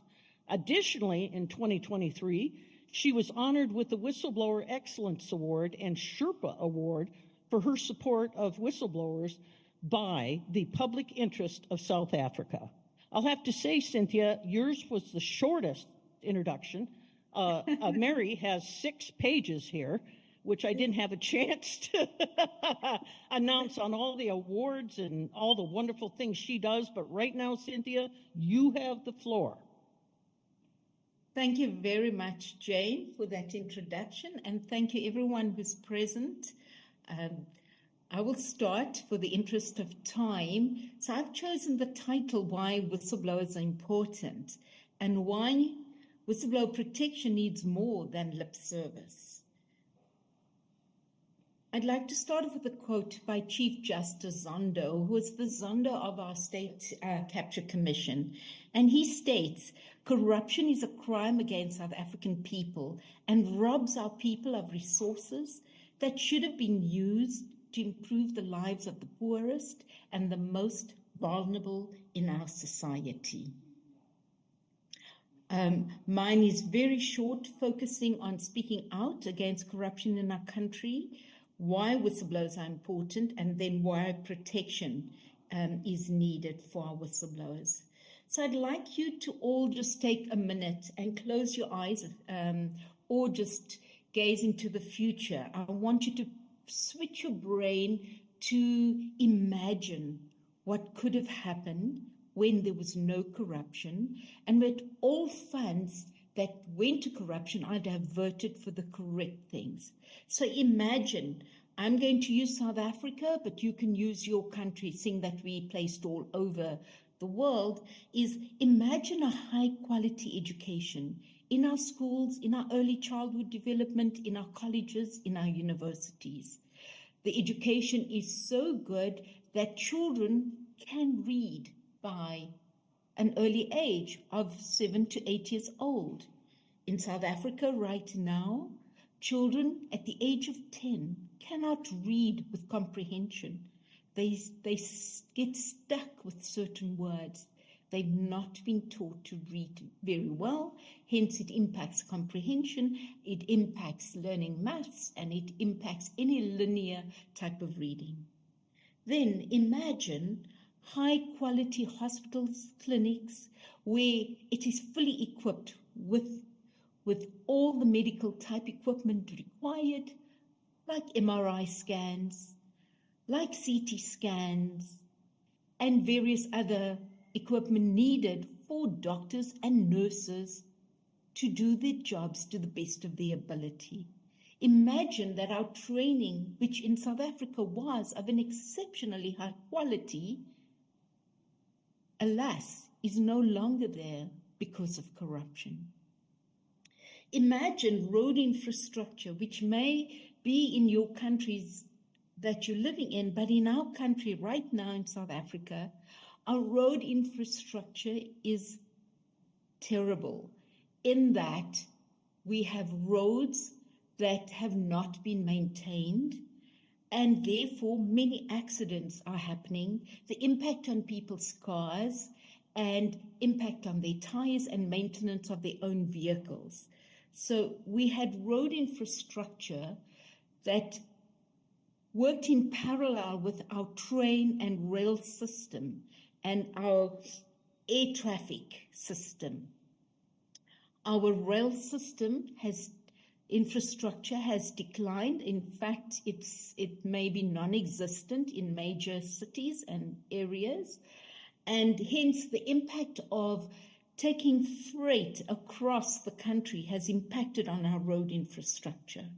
So combined with transport, imagine having easy transport, accessible transport for children to get onto buses and travel safely to schools, people to travel safely to their workplaces and back home.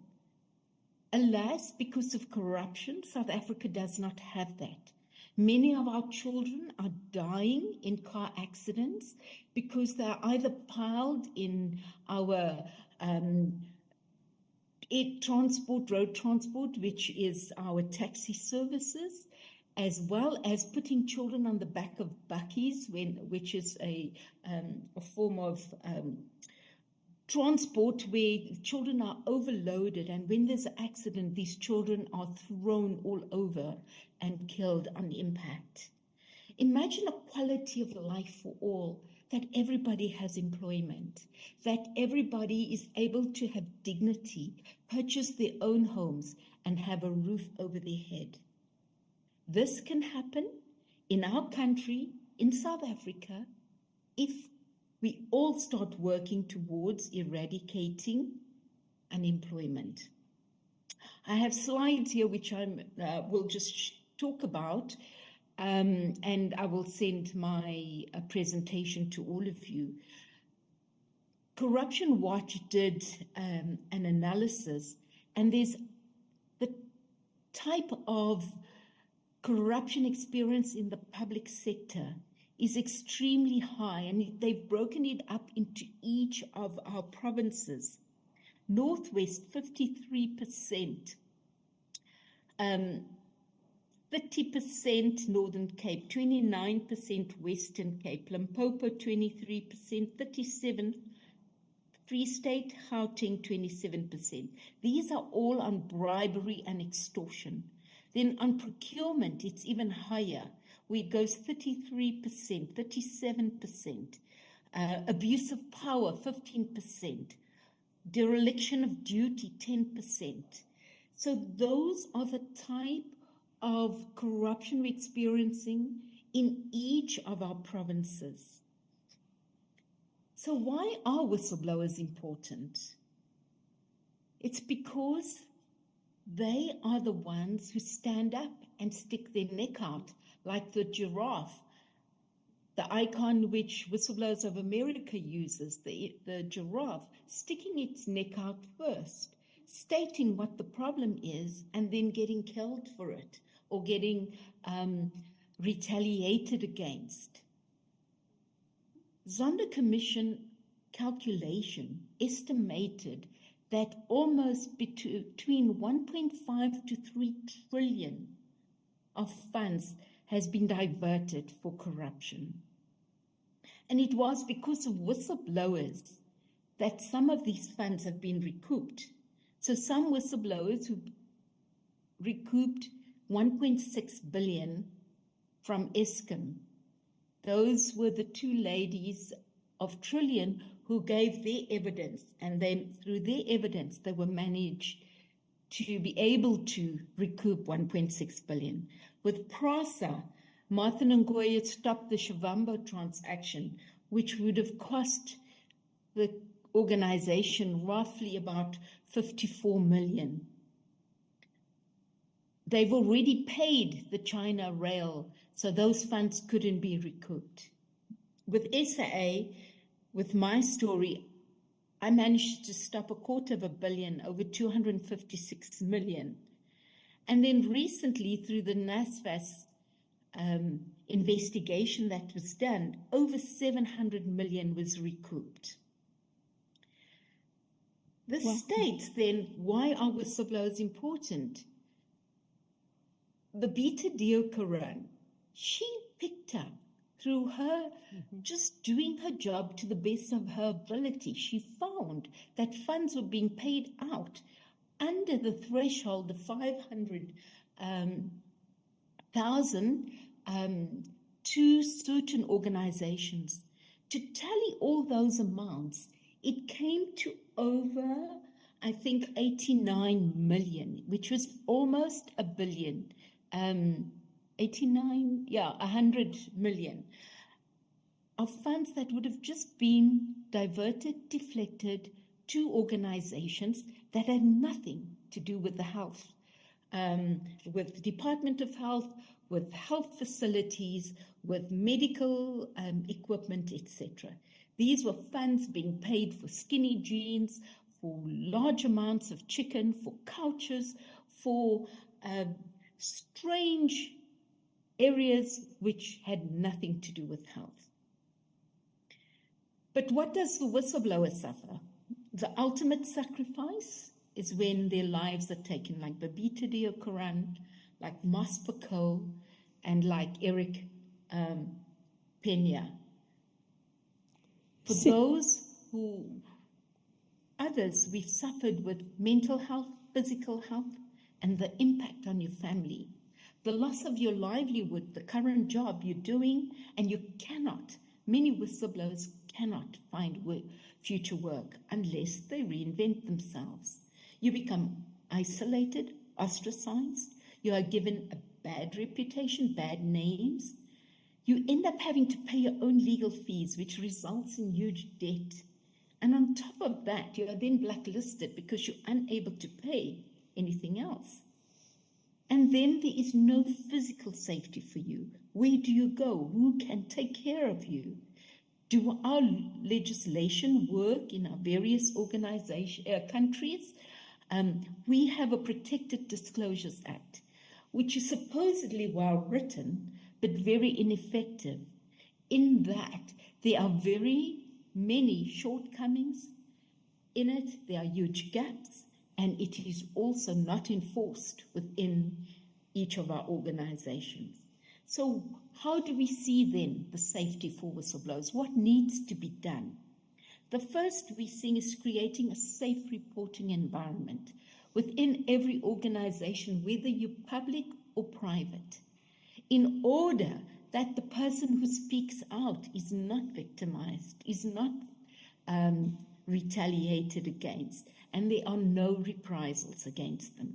The second is probably to have an agency or an ombudsman or an organization that will enforce these laws and ensure that there is a watchdog functionality and that whistleblowers are indeed protected, that their stories are investigated and that there's resolution for these stories, and that the whistleblower themselves should not be touched, and that they should constantly together and collaborate with other organizational stakeholders to promote safe internal and external cultures.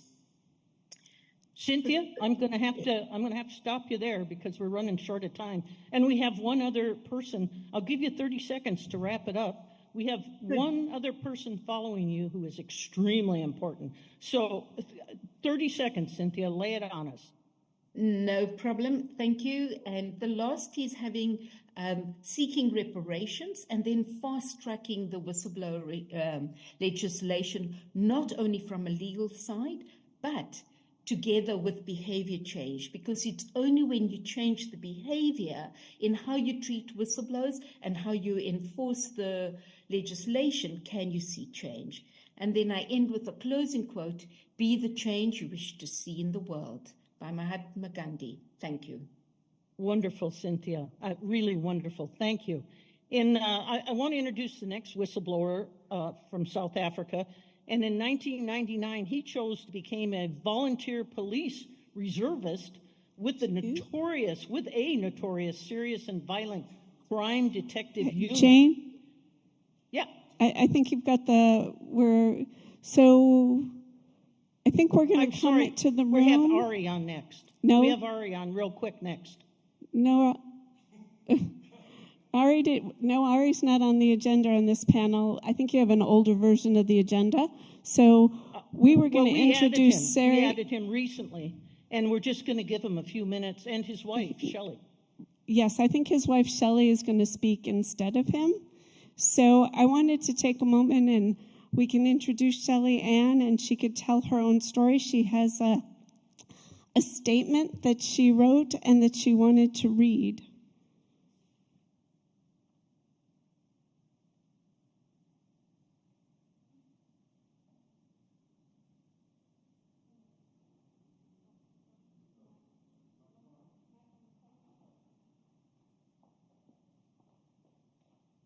While they're waiting there, Tony, I want to tell you, Babette is a hero, and she lost her voice.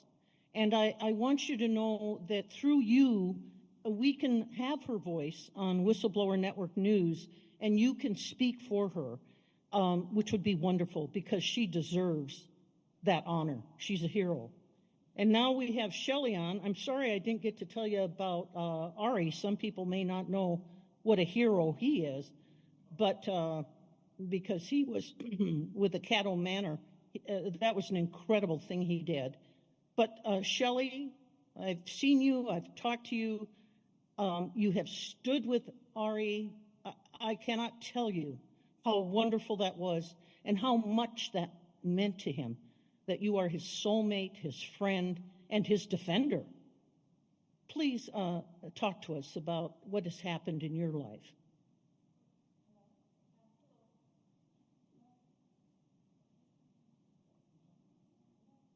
It's no sound.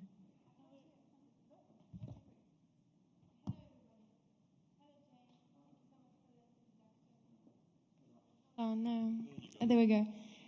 Hello everybody, I'm Shelian. Hello Jane, nice to see you again. Hello. Thank you for that introduction, it was very special. Being the spouse of a whistleblower definitely has its challenges, emotionally, psychologically, socially, and financially. However, it is also an opportunity to stand by your values and by your partner in supporting the courageous decision of exposing wrongdoing. My husband Aristides witnessed atrocities of torture against African people within his police unit in South Africa. Soon thereafter, he made an internal disclosure to his direct commanding officer and showed him a video clip which he secretly took whilst his unit was engaging in apartheid methods of interrogation, namely that of torture. Unknowingly, that day, I became the spouse of a whistleblower. The day that my husband came home and explained to me that we would have to flee the country is the day I decided that I would follow him anywhere and that we would get through it together as a family. I will never forget the night we left our home. We could tell nobody, not even my parents, nor either of my grandmothers, whom I knew deep down I would never see alive again. We simply closed the door to the life that we knew, with most of our belongings inside, and never looked back, simply with a goal to reach a safe haven. We were extremely vulnerable. We lived a life of fear, sadness, loneliness, never fitting into society like before, and never trusting anyone. We were victims of retaliation, and still are until this day, with blatant lies being published about us. We were both living with anxiety and PTSD without knowing, and had to undergo therapy. We frequently had to change homes in order to feel safe, uprooting our children from their schools, friends, and surroundings. Over the years, there are many sacrifices and difficulties that we have faced, but utterly, my husband has endured the most of it. The public scrutiny with constant retaliation and character assassination via fake media.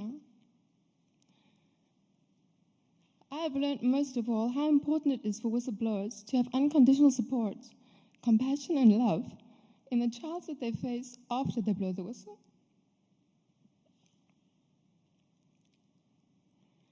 I would still follow my Ari to the ends of the world tomorrow, even knowing what was to follow. Any advice I could offer to other spouses of whistleblowers would be simply to stand by your partner, to be his or her rock and inspiration, and to be very strong and ready for defamation that's going to come your way. I was always touched by Nelson Mandela's biography entitled The Long Walk to Freedom, which describes his enduring struggle for justice and freedom, and how no matter what, he never gave up. I believe it's applicable too to whistleblowers to be strong and to have perpetual hope that one day the truth will come out and set them free. As for what South Africa can do to protect their whistleblowers, firstly, to stop killing them, like poor Babita Dekoran, who was unluckily enough to lose her life as a result of reporting corruption. Secondly, effective whistleblower witness protection mechanisms should be put into place that actually protect the whistleblowers and their families instead of putting them in danger and making them vulnerable like they did to us. Thank you so much. Thank you, Shelley. You know, you are such a support, and you have so much courage. and your support for your husband, who is a hero, makes you a hero also. He is my hero. Thank you, Jane. You bet. Thank you, Shelly Ann, for coming up there. It takes bravery and courage.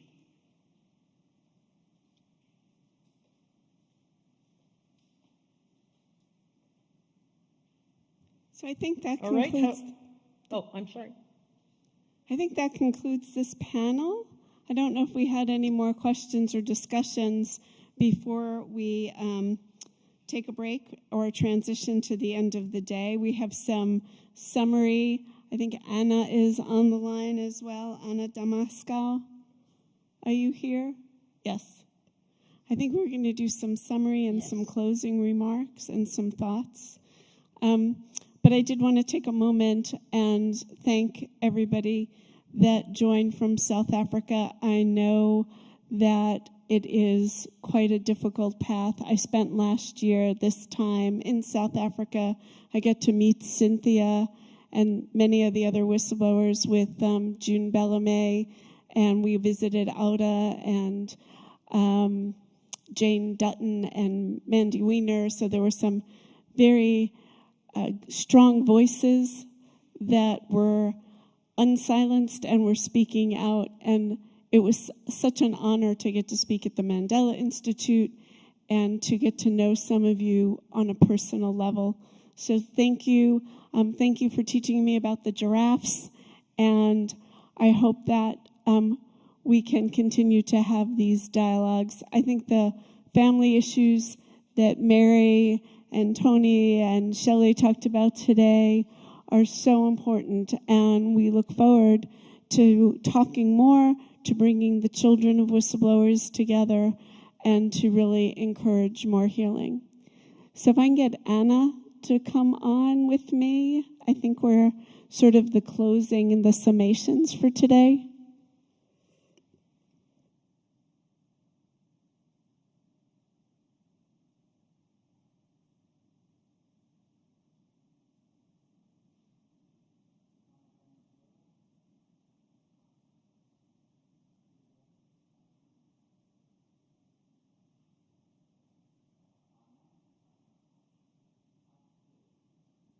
Anna, can you hear us? Anna, you're on mute.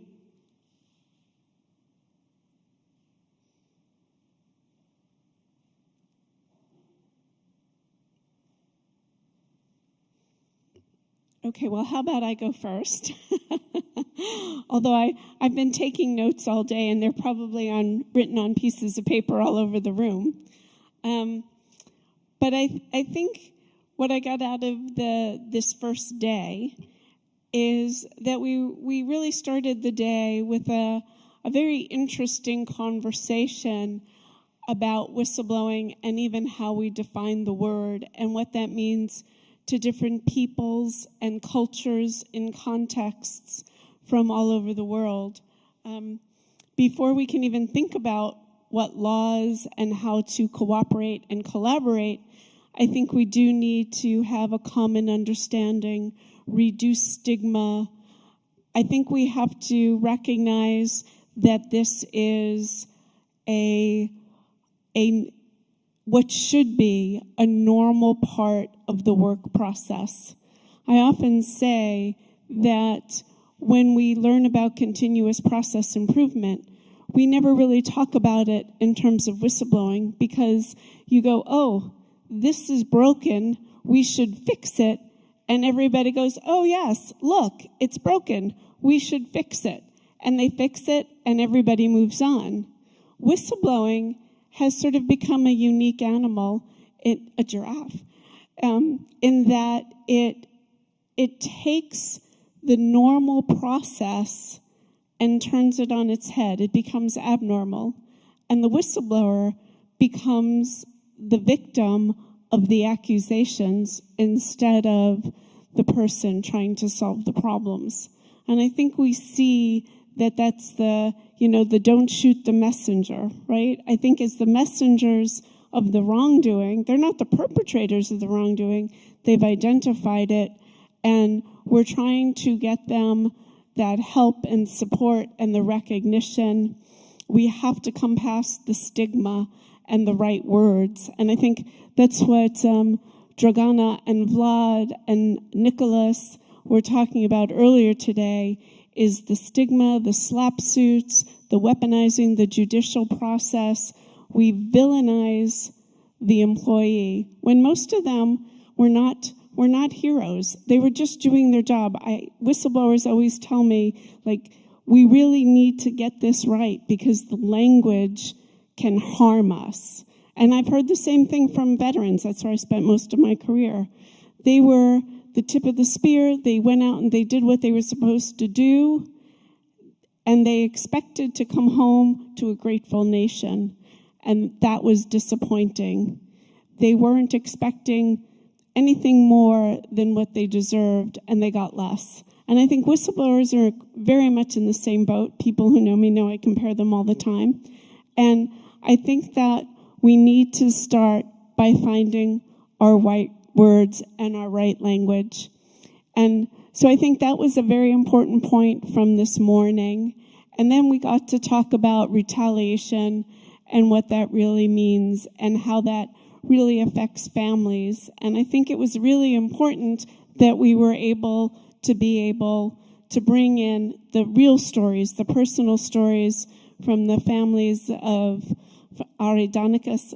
We were so privileged to have your family here. And I just loved that your wife and your son shared so much and that we've gotten to know them so personally.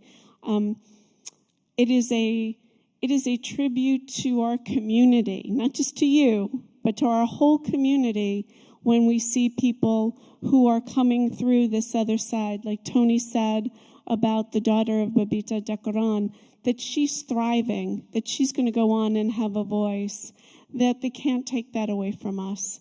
So I'm very proud of us. I'm very proud that we were able to start today with a really good conversation about the right words and that words matter. And I see that Anna has joined us. So I'm going to ask her, because she's been monitoring the online while I've been monitoring the room today. And I'd love to hear your thoughts as well, Anna. So good afternoon to all.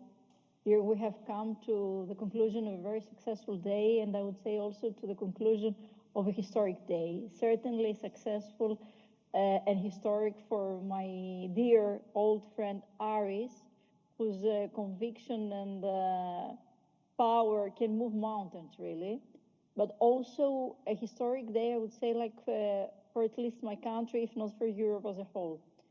And let me take you back to like 11 years ago and tell you this story of mine, and again, a personal testification that is very critical for the path of my country, Greece, to this whistleblowing road.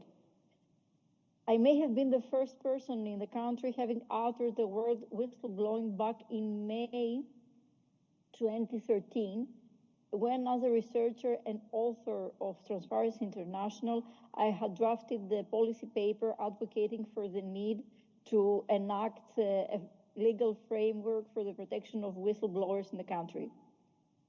It was not until 1 year later when the country passed a law not for the protection of whistleblowers, you know, in the context of employment as we know it nowadays, but of the so-called witnesses of public interest, which was for the protection of those who would report a very specific number of financial crimes against the public interest. And of course, this outcome was not like the power of my policy paper, of Transparency International's policy paper, but it was like the international lenders' power that they wanted to strengthen the legal framework for being able to combat the tax evasion. So, as it was mentioned also today by other speakers, there was no, as we say, genuine will, but it was something that was enforced to our country, to the legislators. This is why not only this framework for the protection of witnesses of public interest, but also later this legal framework for the protection of whistleblowers in the context of employment law, as we know today in transposition of the EU directive, is very modest and very limited in its scope, meaning that we only protect those who report wrongdoings of EU law and not those who report wrongdoings of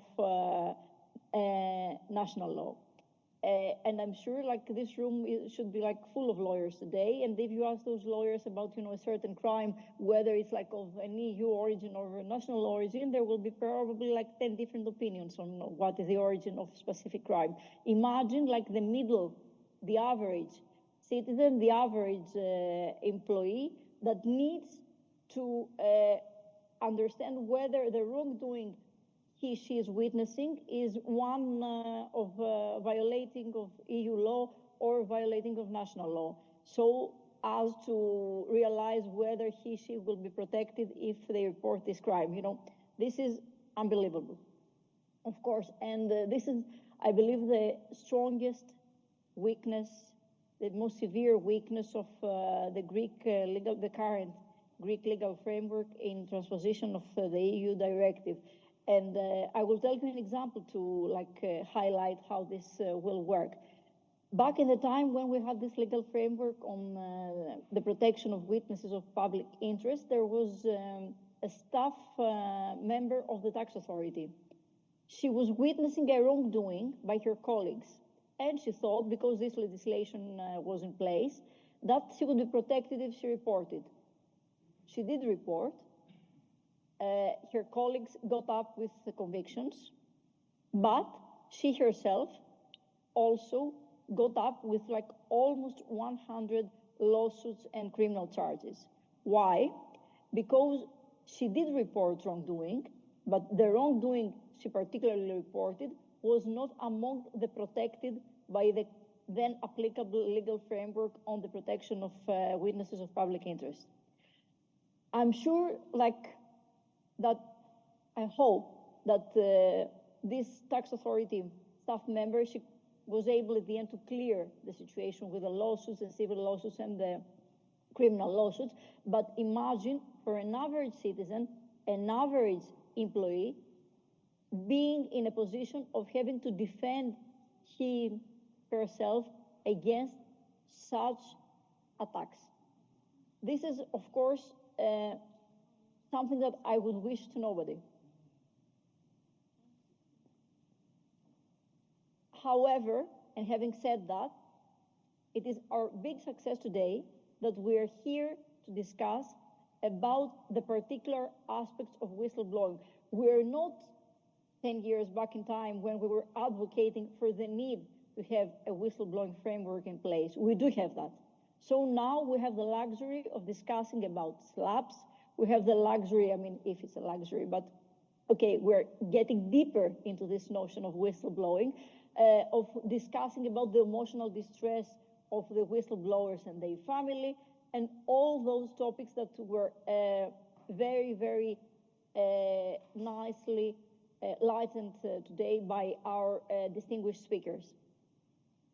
So with that having been said, I would like to say that I personally look forward to enjoying also tomorrow's sessions, because as I have seen in the agenda, they're all very, very uniquely picked and organized, and also with very distinguished speakers.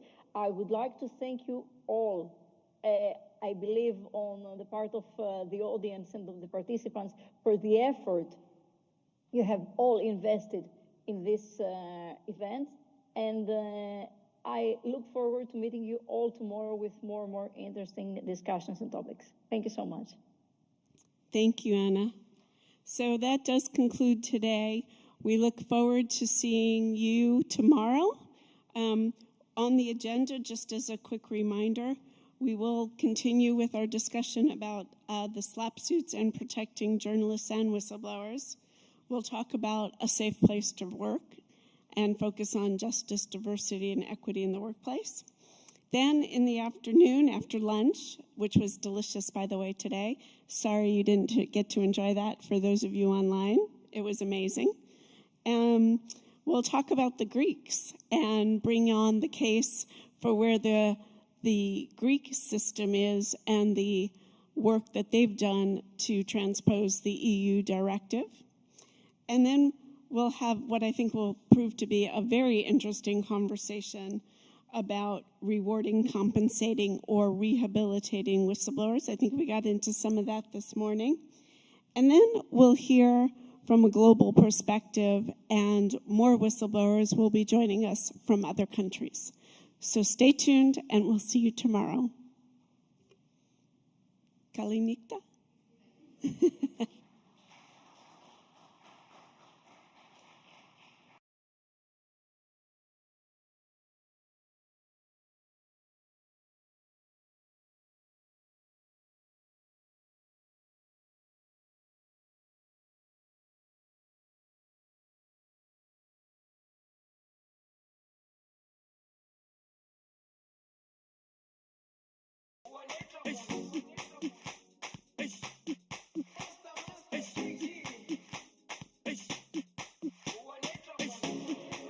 Jerusalema ikayalami ilondoloze uhambe nami zungangishilana Jerusalema ikayalami ilondoloze uhambe nami zungangishilana dawo yami ayikholana buso wami awukholana ilondoloze zuhambe nami dawo yami ayikholana buso wami awukholana ilondoloze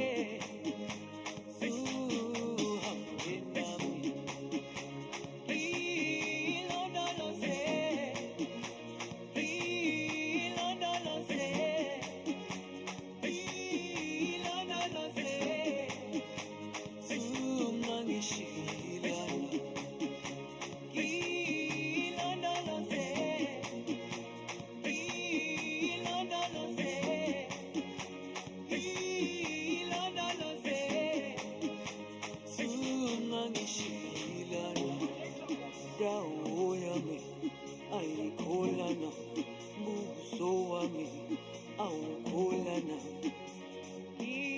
ilondoloze